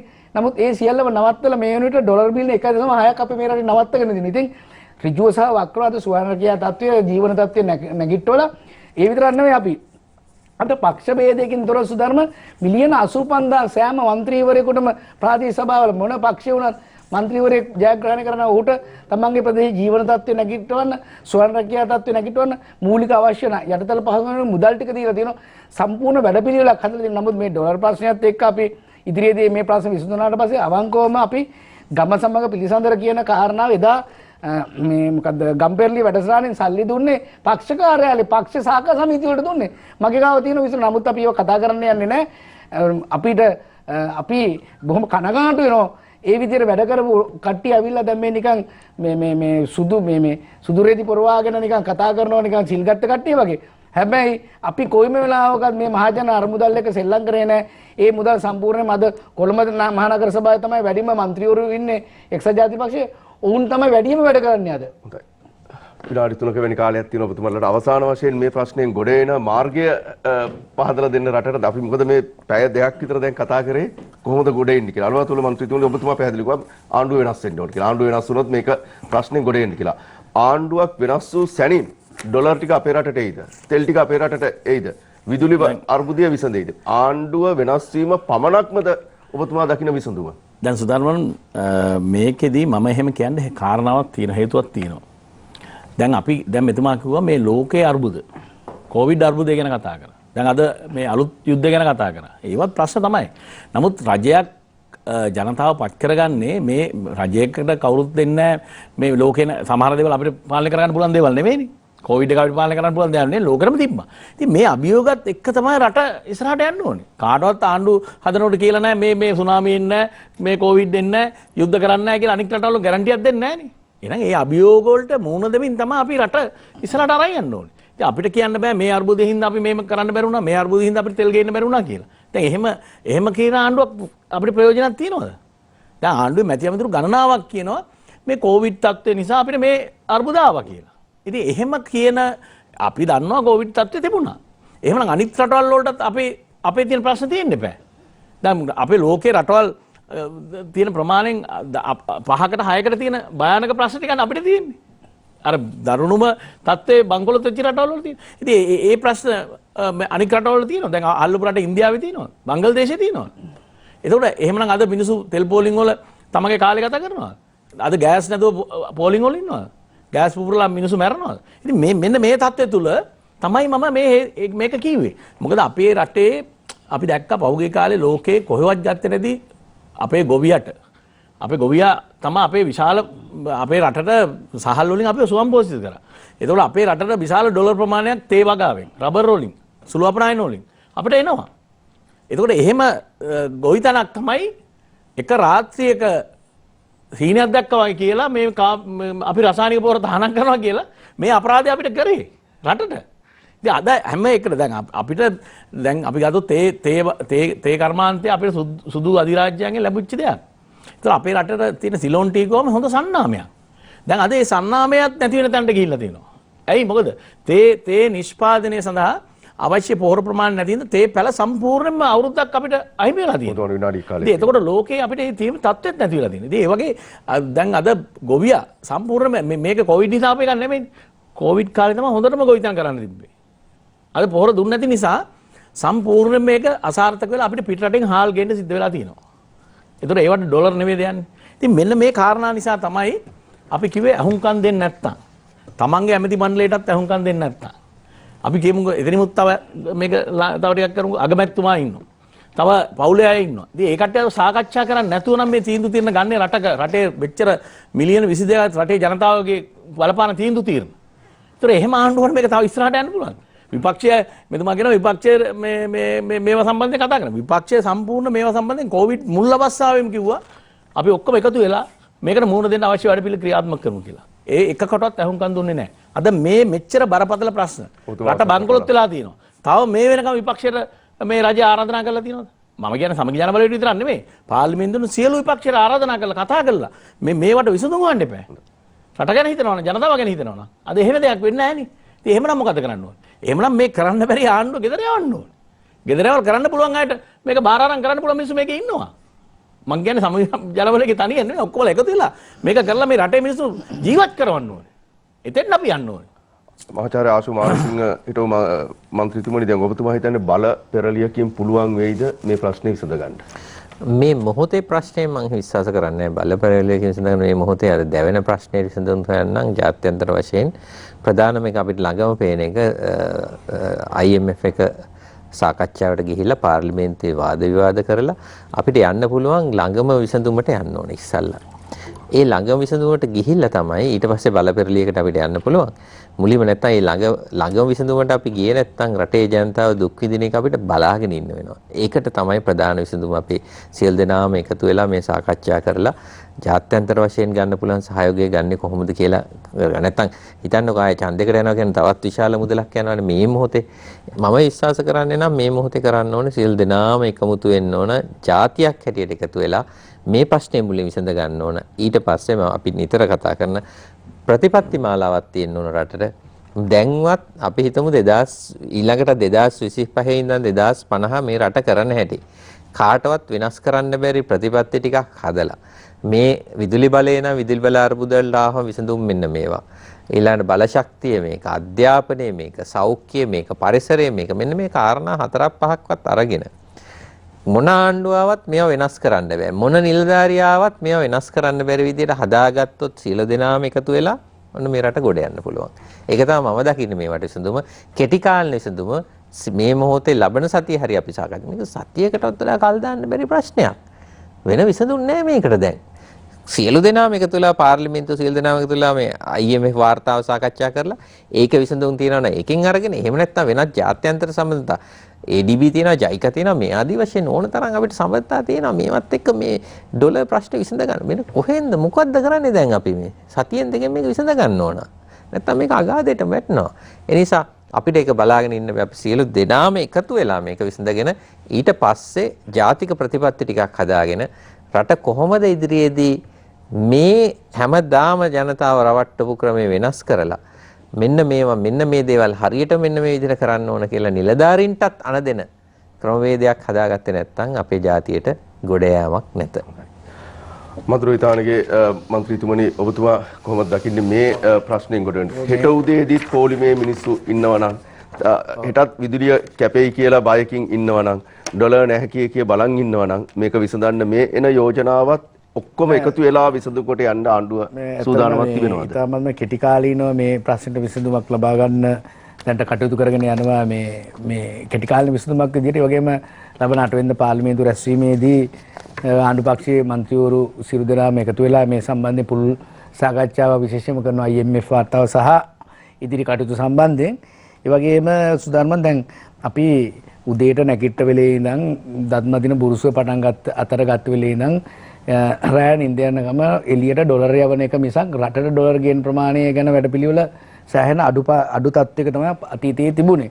නමුත් ඒකෙන් මිදිලා අපි පහුගිය කාලය වෙන විට ඒ සම්බන්ධයෙන් සෑහෙන වැඩ කටයුත්තකට මුල පුරලා දැන් 2021 වෙනකොට ඇඟලුම් කර්මාන්ත තේ රබර් ආශ්‍රිත පොල් විදුලි ඉලෙක්ට්‍රොනික සම්බන්ධ කුළු බඩු විශේෂයෙන්ම සුරතල් මසුන් සම්බන්ධයෙන් අපිට ලොකු ඉල්ලුමක් තිබුණා. ඩොලර් බිලියන 2ක් අපි 2021 දී උපයලා තිබුණා. හැබැයි එකම දේ අර කිව්වා වගේ ගොඩක් වෙලාට එක්ස්පෝර්ටර්ස්ලා වුණත් දැන් ගොඩක් වෙලාට එක්ස්පෝර්ට් කරන මුදල් ටික මේකට ලැබෙන ටිකත් ඒ රටවල් වල බැංකුවල තියාගන්න උත්සාහ කරන මොකද මේ ඩොලර් මොකද ගොඩක් වෙලාට දැන් මේ ව්‍යාපාරිකව තමන් ඇඟලුම් කර්මාන්තයේ ඉන්න ව්‍යාපාරිකයා ඩොලර් බිස්නස් එකට ගිහිල්ලා. ඉතින් ඒක විනාශ කරන්න ඕන. මොකද ඒකට තමයි අපි කඩිනමින් මේ සම්බන්ධයෙන් සාකච්ඡා කරන්න බලාපොරොත්තු වෙන්නේ. ඒ වගේම ස්කිල් ලේබර් විශේෂයෙන්ම අද වෙනකොට ගෝලීය ලොකු ඉල්ලුමක් තියෙනවා මේ ස්කිල් ලේබර් එකට. ඒ වගේ නිපුණතාවය සම්බන්ධයෙන් මොකද අපේ දැනුම අවශ්‍ය විකුණන්නේ කොහොමද කියන එක ගැන මොකද ඇත්තටම අර අපේ මහාචාර්යතුමා කිව්වා වගේ දැන් පහුගිය කාලේ අපි ගොඩක් වෙලාට අඩු අන්ස්කිල් ලේබර් කෙනෙක් ලොකු ප්‍රශ්න වලට පටලවිලා තියෙනවා. ඒක නිසා ඒ සම්බන්ධයෙන් හොඳ ඉල්ලුමක් විශේෂයෙන් බ්‍රිතාන්‍යයේ බර වාහන රියදුරන් මම උදාහරණයක් කියන්න ඔබට පහුගිය කාලේ මම බර වාහන රියදුරන් පිළිබඳ ඉල්ලුම් පත්‍ර ලබා ගන්න උත්සාහ කරනකොට ඉතාමත් අඩු පිරිසක් ඉන්නේ මේ බර වාහන ස්කැමල් එක ලොරියක් එලවන ළමයි නෑ. ඉතින් මට ලැබිච්ච විමාර්ථගත අරමුදල් සම්පූර්ණයෙන්ම මේකන් මම භෞතික ඉදිකිරීම වලට අපිට මිලියන 15ක් හම්බ වෙනවා මේ භෞතික ඉදිකිරීම සහ ජීවනෝපාය සංවර්ධනය කියලා මම සම්පූර්ණ ජීවනෝපායට දාලා ඒ ට්‍රේනින් සම්බන්ධයෙන් මොකද ඒක ඇත්තට මට දැනුණා අපි ලොකු ප්‍රශ්නක ඉන්නේ රටක් විදිහට දැනුම ඒ වගේ හැකියාව නිපුණතාවය සෑහෙන අඩු තැනක තියෙන්නේ. විනාඩියක් කාලයක් තියෙනවා. ඔව් ඒ වගේම තමයි අපිට දැන් මේ වාහන රටින් ගෙන්නනවා වගේම අපි පොදු වාහන සේවයත් මීට වඩා සෑහෙන ඉහළ ස්ටෑන්ඩඩ් එකකට මට්ටමකටම හදන්න වෙනවා. ඒ වගේම දැන් කාබනික පෝර සම්බන්ධයෙන් යාපනයේ කිසිම මම පාර්ලිමේන්තුව අහගෙන ඉන්න කතා කොයිම වෙලාවකත් යාපනයේ മന്ത്രിවරු දේශපාලඥයෝ මේ රසායන පෝර ගැන විවේචනයේ නැහැ. මොකද හේතුව ඔවුන් කියන්නේ යුද්ධ කාලේ සාහල්නලි ඔබ දැක්ක ඒගොල්ලෝ අපිට කියන ඔබ දැක්කනේ හමුදාව යනකොට මොනතරම් වගාවන් වෙලද අපිට පෝර දුන්නේ නැහැ නයිට් මේ යූරියා දුන්නේ නැහැ බෝම්බ හදනවා කියලා. අපි තවමත් ඒ තැනේ තමයි ඉන්නේ. අපිට පුළුවන් දකුණට කන්න දෙන්න කියන අභිමානය. මොකද යාපනයේ උතුරේ ආණ්ඩුකාරතුමා විශේෂ මේ ප්‍රකාශයක් කරා අපේ උතුරේ ගොවියන්ගෙන් දකුණට කන්න දෙන්න පුළුවන් බය වෙන්න එපා කියලා තැනට එතුමාගේ මොකද මේ කාබනික පෝර සම්බන්ධයෙන් හොඳම උදාහරණ තමයි යාපනයේ ගොවියා. අපි ආරාධනා කරන ඔබතුමාලාට ගිහලා බලන කොච්චර හොඳට වවලා තියෙනවද කියලා. ඉතින් ඒ වගේම තමයි දැන් නිදහස සමරනවා කියන දැන් අර මං කිව්වා උදේ මං කිව්වේ අර උදේ නැගිට වෙලේ ඉඳන් බුරුසුව ගත්තාම බුරුසුව පිටරටින් වගේම දත් බුරුසුව අපි නිදහස සමරන කොටත් හැමතිස්සෙම අපිට පේන්නේ නිදහසක් කියලා පිටරට ඇඳුම් පිටරට යුනිෆෝම් පිටරට උපකරණ අපේ කියලා අභිමානය මදි. අපේ කියලා අභිමානයක් නැහැ. 1970 අවුරුදු 74ක නිදහසේ අපිට ඒ අභිමානය අර මෙතුමා කිව්වා අපේ රටේ අභිමානය නැති වෙලා කියලා.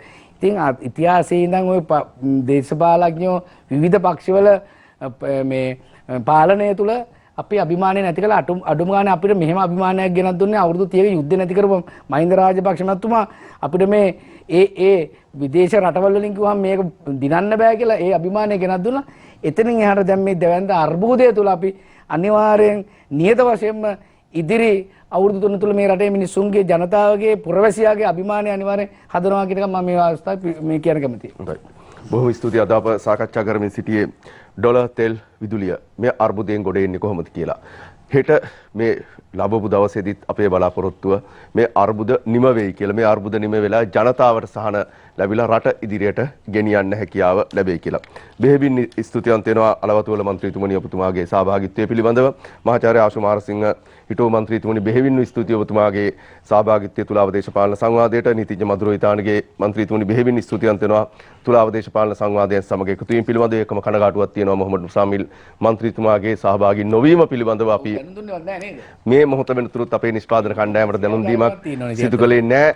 ඔහු පැමිණෙන්නේ නැහැ කියලා. මොකද ඊයේත් අපි කතා කරාම උදෑසනත් කතා කරාම ඔහු පැහැදිලිව කිව්වා අද තුලාව දේශපාලන සංවාදයට සහභාගී වෙනවා. නමුත් මේ ඇතිවෙච්ච දේශපාලන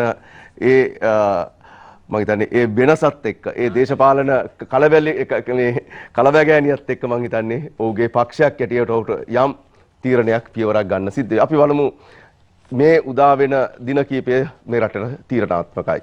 ආර්ථිකමය වශයෙන් උත් තීරණාත්මකයි, දේශපාලනික වශයෙන් උත් තීරණාත්මකයි. ඒ නිසා අපි බලමු මොකද සිද්ධ වෙන්නේ කියලා.